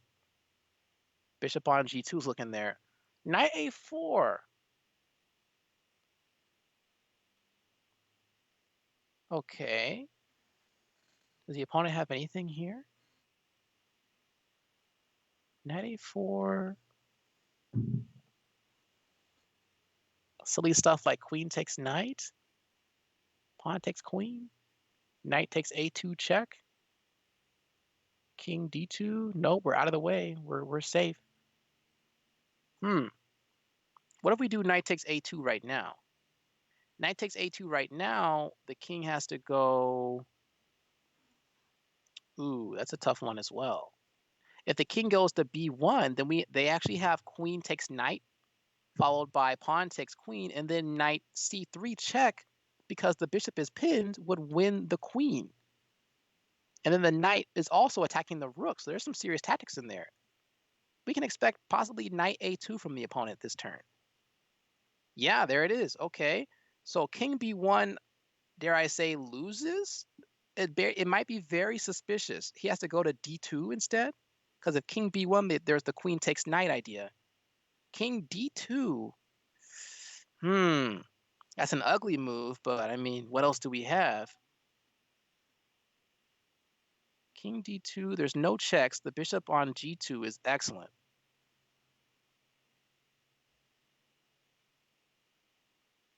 King d2, okay, well played here. Then what does the opponent have? They're both still hanging. The rook's there. The checks are all bad. Can you play queen f5 here, threatening queen c2? But then the king goes to e1.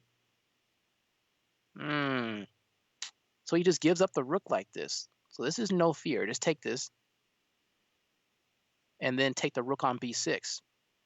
That was a big drop by the opponent. This game's over now. Oh boy. So interesting, extremely interesting for a minute there. I wonder if Nathaniel saw this knight a2 stuff. Knight takes b6.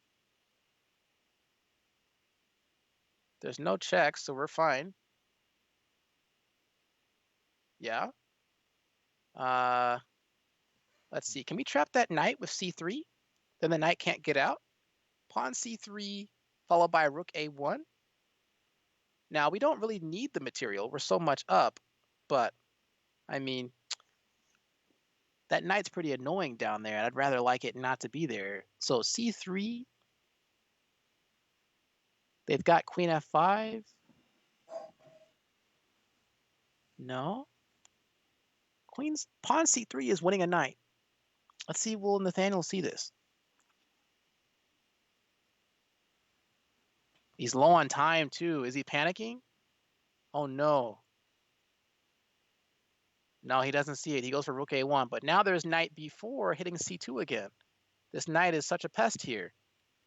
Rook takes a7 check. Is that what he wanted?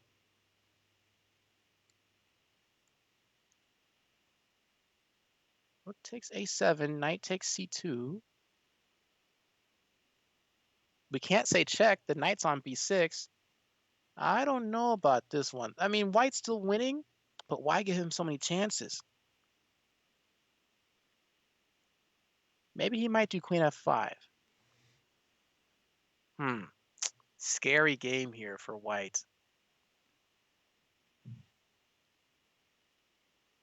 If our king was safe, I'd say this was an easy win. Yeah, queen f5. Okay, what do we do? Can we play e4 and say, please trade with me, you know? But, and he's got queen f4. This is very dangerous. Can we play, what can we do here? This is scary. I think pawn e4 is forced. Yeah. Okay, queen, where can we go? Queen c5? Queen c5 hitting c2 again. He can't, first of all, he can't take on, why does he go over there? Now the queen's out of bounds and can't fight. This is Nathaniel's turn to seize the initiative again. He can play like rook c7. Okay, very good, since the queen's out of bounds right now. And the rook guards on c2. This is now lost for black. He had a slight window right there, but looks like Nathaniel's going to take this one home. Let's look at board 2. Board 2, our player has 40 seconds. I another technical endgame here. Maybe white can pull this off. Very hard though, as whites, especially with no time. The goal here is to get the king to d4 first, and then to hit the bishop with tempo on c6, and then that way we can get to c5. A king on c5 is going to be very good, but black has an excellent response and plays bishop e6. That was very good. Now the danger is if white does not take, then the pawn marches, because the light square bishop can only stop the pawn if it can stop it on a2. So if they play something like bishop e4 here, this is lost because a3, a2 is winning. So this is a forced bishop trade, and they pretty much have to trade here, because if they don't, let's say they play c4. If they play c4, then now we can play pawn a3, and the king is outside the promotion box, and the bishop can't save the day either. So white definitely sees this. He's feeling the pressure. What can he do? He's got to do bishop takes bishop. Same problem with king e4 or king d4. Both lose because bishop takes, king takes, and the king's outside the promotion box again. So bishop takes bishop is forced. Is this winning for black? Bishop takes bishop, king takes bishop, king d4. No, he can't do that because then pawn a3 wins. He's got to go king d3. But then we put our king on d5. King c2, king takes pawn. This is winning for black. Ken Jones pulling another game out of the fire. Opponent blunders here and allows bishop e6. Wow. Okay, well, this is winning. Bishop takes bishop and pawn a3. Do you see it? Yeah, I think so. And the king can block the double pawns. I think I was kind of, in that moment, I was kind of talking to Ken Jones, but he couldn't hear me. Oh, I see. Yeah. I know we see it. Why did he do that for? Why not just take the bishop? I guess they're both winning. All Yeah, right. they are both winning. Wow. That's a win. Looks like this match is in the bag. So as long as we don't just completely fumble in round 4. So this is a win for board 2. Oh, I'm hearing a lot of moves being played. Board 1's at 40 seconds for the bad guy. Board 3, they've got less than a minute on okay. both. But wow, Nathaniel pulls a win out. Yeah, Nathaniel must have been on 10 seconds the whole time we were gone. So how did he win? What happened here? Let's see. Let's go back. Somehow he was up a rook? What happened? On which game? And Nathaniel's game? I'm looking. Oh, yeah, he was up okay. the rook the whole time. I remember. Oh, right. That was the opponent that had all the knight a2 tricks. Right. Okay, so we expected him to win. Well done for Nathaniel there. Two queens. Board 1. Board 1's still going, but okay, so this is another technical endgame. It's going to be queen versus bishop, much easier than queen versus rook. So the idea with queen versus bishop is going to be to trade off the other bishop. But if they don't want to trade like we're seeing right now, we just have to keep getting our pieces in. Yeah, he's doing this perfect. Bishop to, oh, we can't. Okay, now bishop e3, forcing a trade. Bishop e3. No. Okay, he's thinking bishop f2 next, forcing lots of trades. Oh, that's not stalemate. Okay, he just tried something. Okay, so that's gonna be a 4-point round. Wow. All right. That's a blowout. This game's completely in the bag. Even if we lose all 4 games next round, it doesn't matter. A win for Missouri. Well done. You have 9-3, Missouri. Let's see, 2.5 first round, 2.5. That's 5 plus 4. Yep, 9-3. Wow. The worst it could be is 9-7, and that's still a victory. Well done. They played very well today. We got some time, but yeah, that's nice to know. Now, you said we still have a chance for playoffs? Yeah. So we've got gone. So the top 2 in our division will move on. but the Southern Division kind of fell apart down to 4 teams. So since that Mm-hmm. doubles their odds to get into the playoffs, they added a wild card for them. They have to go through a Right. wild card round. So now the two best third place teams will get a wild card. So we've got um, 3 chances to get in. So Yeah. So I guess let's see. If we can get 5-2, that's a pretty good wild card score. oh yeah. So we've still got. Looks like we win tonight, so that'll give us 2, and then We'll we've got be Nebraska, Colorado, and Illinois left. yeah. And those are all middle of the road teams too. So tough matches ahead. Yeah. All right. So are they all playing? 3 out of 4 are playing, which is good enough. Do you want to start the last round recording now? Yeah, that sounds good. Let me Or okay, so let's refresh. see. So Roman's taking a break, it looks like. Yep. Okay, I've got the other 3 pulled up, and we can start when you're ready. So overall, our board 1 is undefeated. Board 2 is 2.5. Board 3, 2.5. Board 4, 1. But Ashish played very well in that third game. So we'll see. Let's start with board 4. I'm rooting on Asish here. So board 4. He's got Matt Dalthrop, who's 2029. So yeah, that's right in his wheelhouse there. He can win this game for sure. Not going to be easy, but let's see. E5 is under heavy pressure. The pawns are in big trouble. A normal characteristic of the French. Is that what this was? That's correct. Okay.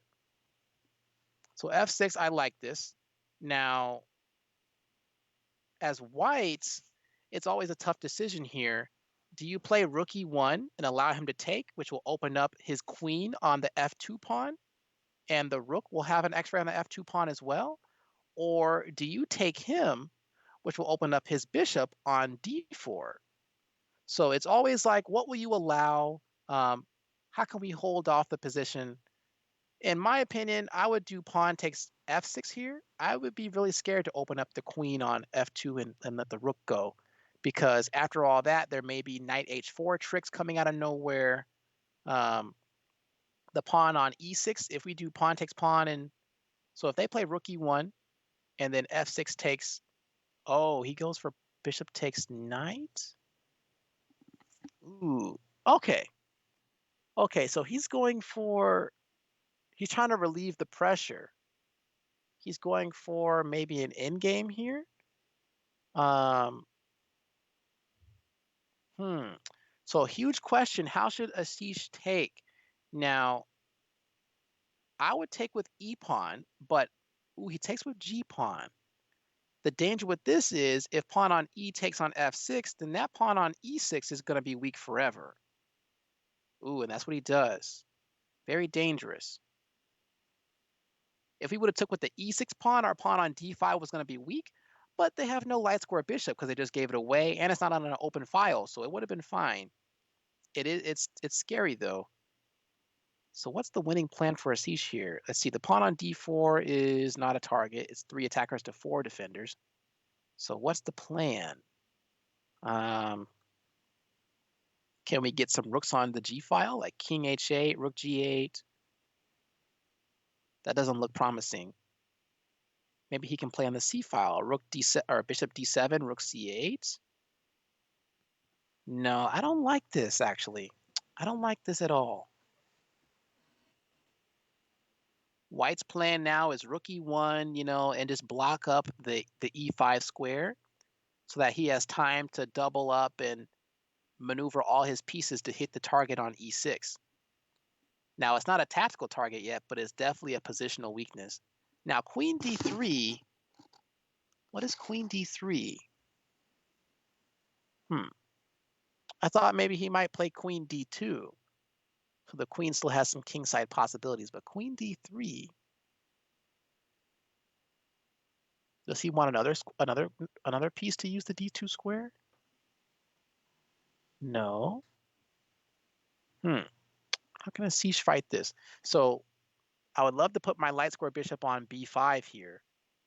but that looks a long way away from working. We can kind of just give up on the d4 square. We can't win that. Maybe we can swing the c6 knight to e7 to g6, try to land on f4. You what now on the last, what was the last thing you said? I was going to say, oh, there he goes. Yeah, I was Oh, going to okay. say that the d4 pawn, we can't win it, right? They can put 2 rooks on there. They can have 1, 2, they can have 6 defenders for d4. So we're not going to win that pawn. So Ashish here kind of thinks like I was thinking here. He wants to put his pieces onto a better spot to be more useful. And this knight e7, knight g6 is a very common maneuver in e-pawn games, especially in Ruy Lopez's, Italian, stuff like this. Now, it's for a different reason here. We're not trying to push e5 or anything. He just wants to put the knight onto a useful square, maybe f4 someday. Now, how can all the rest of his pieces get in? Maybe queen d6? Bishop d7? It's so tough here because the knight is threatening to sit on c5. So as white here, he should be playing rook e1, knight c5, moves that target the e6 pawn. Because if the e6 pawn falls, then f5 and d5 are much weaker, and the e6 pawn is not going anywhere, it's backwards. Another tough position here for Asish. So long battle ahead. Let's look at board 3. Okay, board 3, let's see, what opening was this? e4, e6, another French. Okay. So, here, let's see, we've got 5 pawns, they've got 5, but they've got some serious weaknesses here. e5, 0 to 0, d5, 2 to 2, c4 is in danger right now, it's 2 to 1. So if black plays well, we can expect him to win c4 and e4 because those weaknesses aren't going anywhere. So black has a better pawn structure, which means the endgame will favor him. Much easier to attack in the endgame if your opponent's structure is bad. So he can't currently take the pawn on c4 because knight e7 is winning a rook with check. So let's see, maybe he might play rook to d8 or rook to e8. Now, rook d8 pins the knight, also puts an attacker on the knight. I like rook d8 a lot, but rook e8, rook d8 or rook to e8 looks playable as well. It attacks the weakness on e5.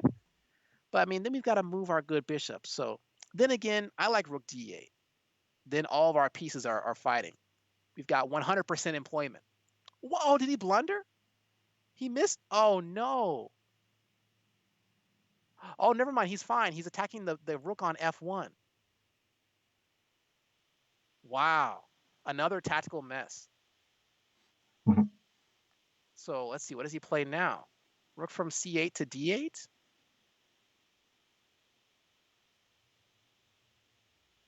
Maybe he plays rook from c8 to d or to c7. No, the pawn is in trouble. Okay, he goes to d8. The queen will most likely go to g5. Yep. Okay. Getting a little scary here. We can expect, because now the g7 pawn is 1 to 1. We can expect white to add more pressure, maybe something like rook g3. How do we respond? Pawn g6. This is looking very scary here. I don't know. So the threat here for white, or the threat here that black has to handle, is what do we do about rook g3? But currently, the queen is doing an excellent job because the rook on f3 is tied to the rook on f1. So not really too much right now. h6 kicks the queen. Where's the queen go? e3 or g3? Queen f4 is easy auto take because we that cancels out all the danger. So queen f4 is out of the way. E3, c1 is also auto take. Do we go to queen h5 here?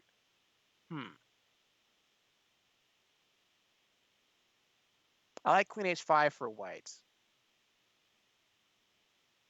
How come black play against this? Queen h5, rook from d8. to d3 to get these attacking pieces out of here. Another very important job when defending is to, if we can't stop the attack, maybe we can trade the pieces. Because like if we could take the rook on d8 and the rook on f3 off the board, that's a huge trade. It's like nobody would accept that trade. So how can we trade? How about we play queen d4? Let's get active. Let's attack some things. Let's offer some trades. Is there any other move to be played? No? I like queen d4. Well, we can take on a2, but that's very greedy. I don't like that. We're definitely on the defense here. Let's trade some pieces. Queen d4. Let's see. Oh, let's take another look at Asish's game. White Okay. has mishandled this. White misplayed this big time. They allowed the e file to close. A very big positional mistake here. If the pawn is backwards, you want to have an open file on it to hit it with everybody. But what they did, they played knight e5 they played knight e5 too early and allowed Asish to fix his weakness. I mean, it's still backwards, but the most they can hit it with is a knight, right? And that's not going to do the job. Oh, So, so white's shielding black's weakness. right. Wow. Black will never take this pawn on e5. Black will say, thank you, sir. Uh-huh. Right? And now bishop d7 is what he did. He kept his pieces going. Black's in this to win it now. The problem, though, is the knight is going to land on c5. What are we going to do about this? Maybe queen e3, bishop b6, rook c7 might be some threats. Scary. But Ashish has got a plan here. He wants to put his rook on g8, play knight h4. Ooh, but the e6 pawn is hanging. What will he do? Maybe he'll play queen e7, because the b7 pawn's also hanging here. Queen e7, but that's suspicious because there's queen and a rook on the same line. Can they do anything, though? No, looks like he's all right. Rook g8 coming, so he's fine. Ooh, double edge, very double edge. But if he plays rook g8 with no problems, I like black here. White has good pieces, but they're in the wrong area. Black could double up on the g-file and start up some serious action.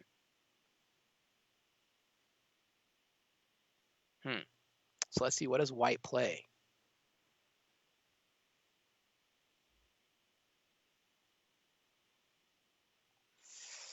They've got to play something like f4 here. F4, and then they can put their rook on c2 and guard all this g-file action. Maybe they play a4 here. A4, but then we just play bishop c4 with no fear. I'm not sure what white's plan is. White's on the defense. Let's play f4, get our pieces into defense mode, and just see if we can start to trade some pieces. That's white's plan. But he's getting low on time. It's about to be panic mode here. Mhm.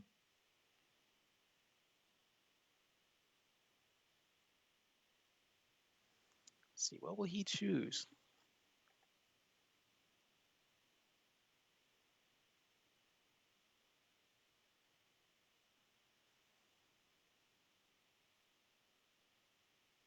And there it is. There's f4. Okay. So rook g8, we're threatening knight h4. He's got to play rook c2. Yeah, okay, rook c2. Queen f2. Now, this is very dangerous now because the queen is overworked to g2 and f4. Some tactical ideas like maybe we can double up on the g-file and then do knight takes f4 here. We could also try knight h4 now. That won't do anything because of g3. I definitely would say let's double up the rooks. Let's do rook g7, rook g8.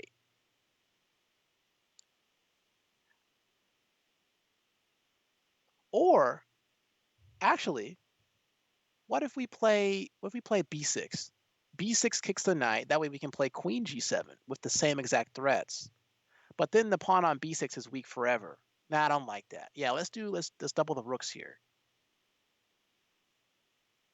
We could also play h5, h4. It looks like that's strange, but this will combat from the opponent's idea of playing pawn g3. That way the rooks can have a clear shot without being stopped. So there's a lot of moves here. Rook g7, or I could possibly even see h5. Everything else here is just very drawish. What will Asish do? a5. That's on the... Why play on this side, though? I thought we were trying to fight on the king side. I don't like a5. Bishop c4. Is the knight about to get trapped here? Bishop c4 with b6 coming? Is the opponent in trouble? Did he miss it? Oh no, he's got knight a6. Okay. Okay. b6 doesn't work. Okay, now will he play rook g7?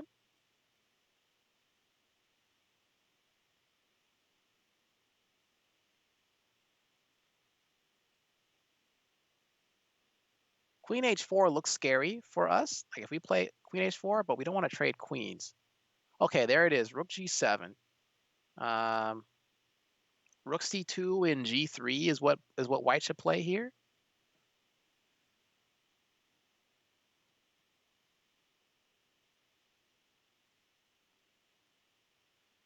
Hmm.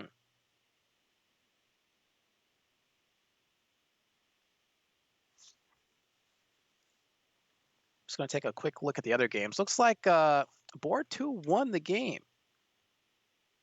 Board 2 wow. wins. Okay. Yeah, game over. Hit a nice kingside attack. Board 3... Wanted to go to bed early, I guess. Yeah, board 3... Let's see, what's going on here? It's just a big mess still. Tactics everywhere. But black is starting to get the edge on board 3. Because they got to play knight e7. And then now, let's see if you've been listening. So if they play knight e7, what will black's plan be? What is where there's a couple targets besides e5. I mean, everything's hanging really. I would say let's look at g2. G2 catches my eye. It's 1-1. So if we can add some more pressure, we can play like rook takes a2 followed by rook from d8 to d2. That would put some serious pressure on that pawn. And we can think about removing some defenders, things like this. But okay, back to board 4. Asish did double his pawns. The opponent played g3 as expected, and now Asish goes with the h5 move that we talked about. Very good play from Asish here. He's threatening pawn h4 is the idea. Or maybe he could play queen h4 first and queen h3, and then pawn h4? No, I don't like that. Then he's got queen g2 asking for a trade. Pawn h3 is the move here, or pawn h4 is the move here.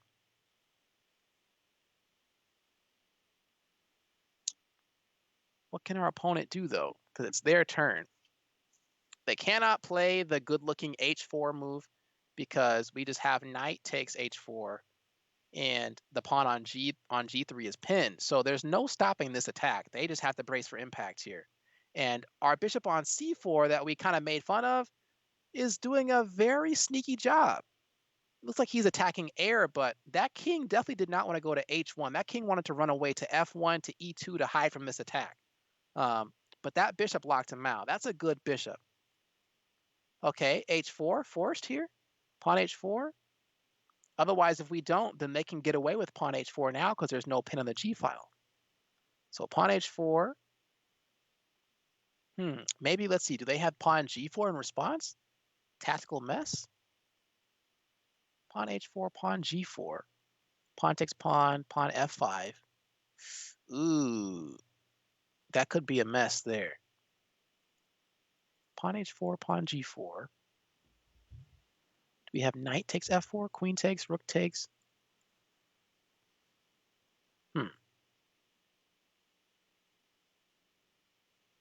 This is about to be a tactical mess. Let's definitely keep our eye on board 4. My guess is pawn h4 followed by pawn g4 with a brilliant counter.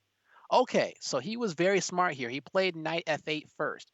which removes the g4 response from pawn h4. So giving his opponent no counterplay. Well done to Asish. Also, this little knight f8 move is excellent too, because before the queen was stuck babysitting the e6 pawn. But with knight f8, now they've got a knight attacking, we've got a knight protecting, right? So this is a fair value. Otherwise, this knight before was very good on c5 because it was tying down a queen. So very good move by Asish, cutting off counterplay and allowing the queen to go play on the king side. I like this a lot. White's in trouble.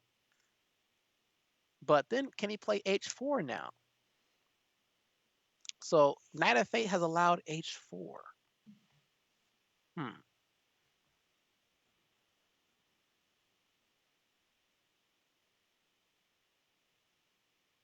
If he plays h4, we're definitely not getting in there. He's got rook g8, everything, king h2. So pawn h4, this game is a draw. Well, maybe not so fast. Oh, he doesn't play pawn h4, really? Wow. Okay. So we've got a real shot here now. Let's see, we play pawn h4. If they take, we play rook g2. And we definitely will give up the queen, the two rooks for a queen here, because we've got mating chances here. But, because the two rooks are better when they can double up and attack single targets. But here, I mean, there's nothing really to hit for the rooks. Wide open position, crazy mess. I'd rather have a queen over the two rooks here. Will he play h4?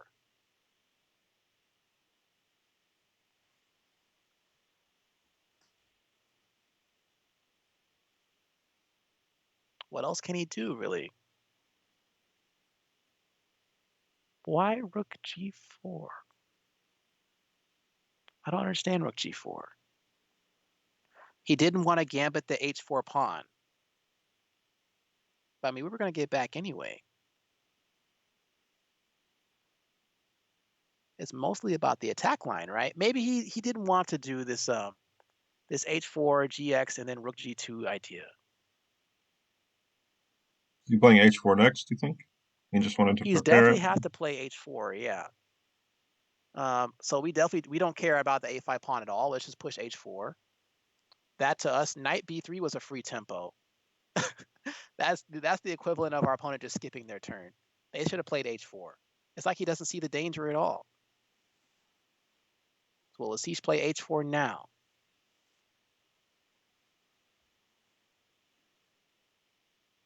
Because we've got h4, we've got queen h7. There's some serious heat coming here.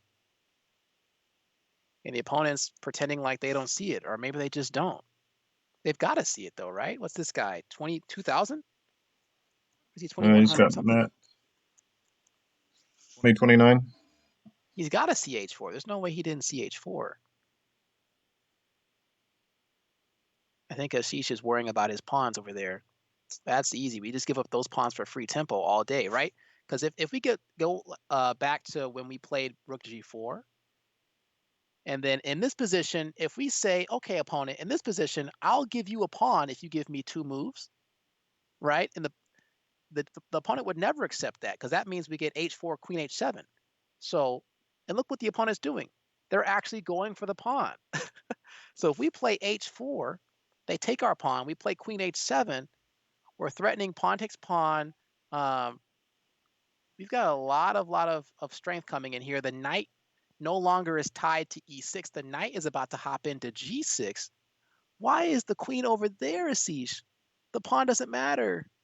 Oh no, he got nervous.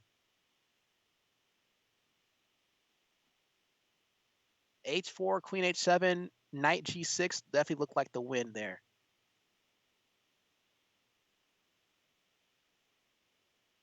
But then again, his opponent's low on time. Oh no. Oh, never mind. I was gonna say bishop c5 was a queen trap, but he has queen takes a4. Okay, we're fine. We're fine. So his opponent's low on time. The position's complicated. We can almost put this one in the win column. But there's a little bit of fight left here. The c file is about to open. This is a bad sign. So far, the opponent had no counterplay, but we gave up on our counterplay and started playing defense and lost the initiative. And now we're about to have to start playing defense. Queen takes pawn, rook c7. Still looks good for black, but it's a much different story if we would have went for h4. Okay, so how do we pull this game home? Let's say, I like queen d5. Now the rook is stuck to the d5 square. If he plays rook c7, we've got queen d5. Okay, Asish, we got to fight. h4 is it's now or never. Will he play it? h4, h4. There it is. There we go. Okay. We've got a fight on our hands now. What will white do? I'm guessing rook from 1 to c3. Or I didn't have to say rook from 1 there, but still rook to c3. Rook c3, pawn takes. He's ignoring it like it doesn't exist. Really?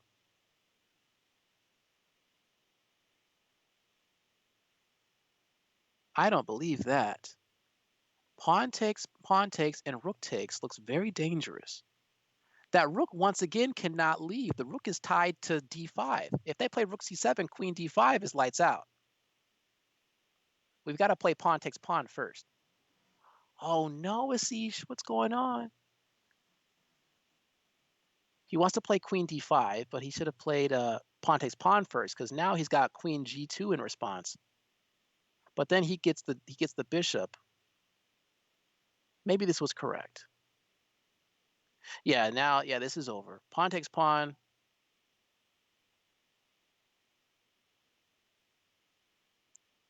Rook takes pawn. Rook f3. Lights out. Asish with another statement win here. Hanging in and pulling out the victory with strong tactics.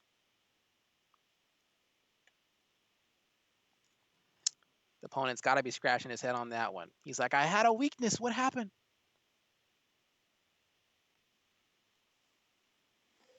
Yeah, well done. We're just going to put this one in the win column.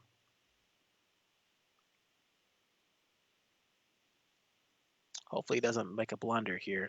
Rook g2, queen e4, queen takes bishop, rook b2. Yep, queen b3 is mate. There you go. Yep, well done. Okay. Board 3, white resigns. Board 3, we won. Board All right. 1, the last game going. So let's see this. So we're in no danger of winning. This is just a fun round, basically. Okay, so position is even. Oh, no, we're up a pawn. We're up a pawn. Black is less time. Knight a5. He doesn't go for knight a5. Why didn't he take the pawn on a5? Maybe he was scared of d6, d7. Okay. Now take on a5. Okay. So I actually wouldn't play d6 right now because that knight is stuck. But now after d6, that knight comes back to c6. If we didn't play d6 first, how about we play something like, what if we play like f4 or we play b4? I like f4 there because that knight is out of the game. We can start up some fights doing something else because we can shift over the queen and the rook to the e file, get some action going maybe. Anyways, d6, knight c6.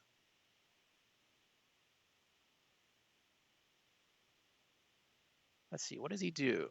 If we queen trade here, queen d5, queen takes queen, rook takes queen. Oh, we can actually do knight takes queen because we have x-ray tricks. If they take our pawn, we can do knight e7.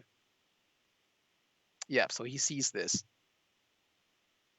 Okay, but now what do? We do knight c7, knight b6. Where's that knight going? Knight f4. Okay, we can expect something like queen c4 next turn, maybe? Queen c4. But then rook takes, and that check won't do anything. It's a tough game. And since black was able to win that a pawn, if black wins the d6 pawn, then white is definitely losing. The problem though is I don't see how black wins the d6 pawn, and I also don't see how white pushes that pawn. This may end up in a draw here.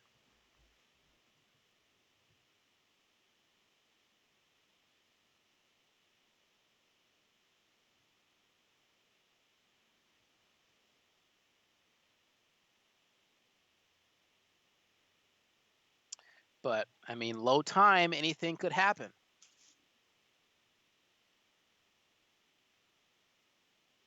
Black using over half of his time when he's got less than a minute, not recommended. It can't be that important. Just play h6 and pass the turn, you know? There's nothing to do anyway. There's no tactics, nothing. What is he thinking about? Knight d8, okay.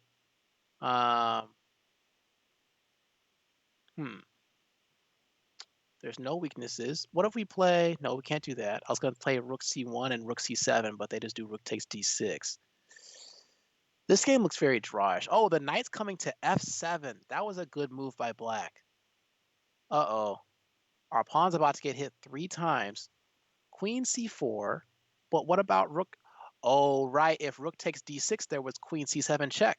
So knight f7 here. Do we have... So knight check, king runs. Good. If they went back to the back row, there was queen c8. So king f6. There's no checks. What do? Do we have pawn f4? No, because queen takes knight. Do we have rook? Or no? Nothing works. Our knight's hanging.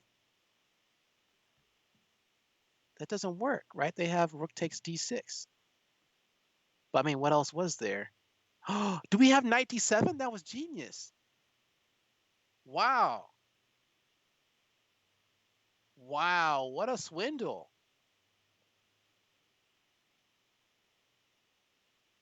Does he see it? Knight d7, winning the rook?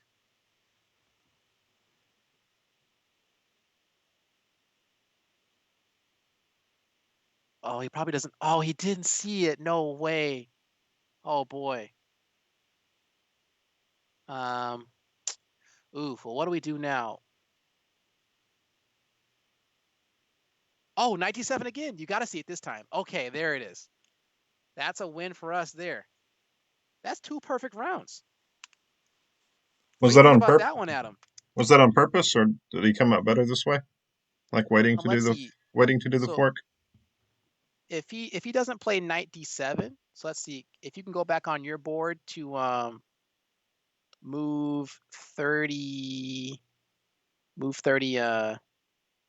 30, what is that, 34 when he does rook takes rook. So I was thinking do knight d7 there, but if we go through it, he does rook takes rook, queen takes rook, and queen c3. The only move is queen or is king. No, he also has knight e5, but then there's pawn f4, queen takes knight, and that's a draw there too. No, he just missed it. This wasn't a better alternative or anything. Okay. The opponent shouldn't have played queen e5 because knight e5 is not a win either. Knight e5 is a draw. Nevertheless, though, interesting, very interesting game. 2 perfect rounds. All right. The score 13-3. And so those points for the games can be important if we have ties on the matches. So first it'll be the matches that win spots, and then if there's a tie, then the game points will win. We'll break the tie. So Right. So yeah, this is a really important so that we can possibly, if we do get 5-2 from these 7 rounds, then big wins like this will give us the tie breaks we need. yeah. So those wins, yeah, those are important even though we already won the match. So nice job to Asish for fighting there, even though the opponents or even though his team members were just crushing. Getting those points, those 2 points may come in for tie breaks. So nice job. 13-3 was what you came up with? 13-3. Yep. After Okay. the first 2 rounds, it was 5-3, and then it was a shutout after that. We got 8 points. The opponent got 0.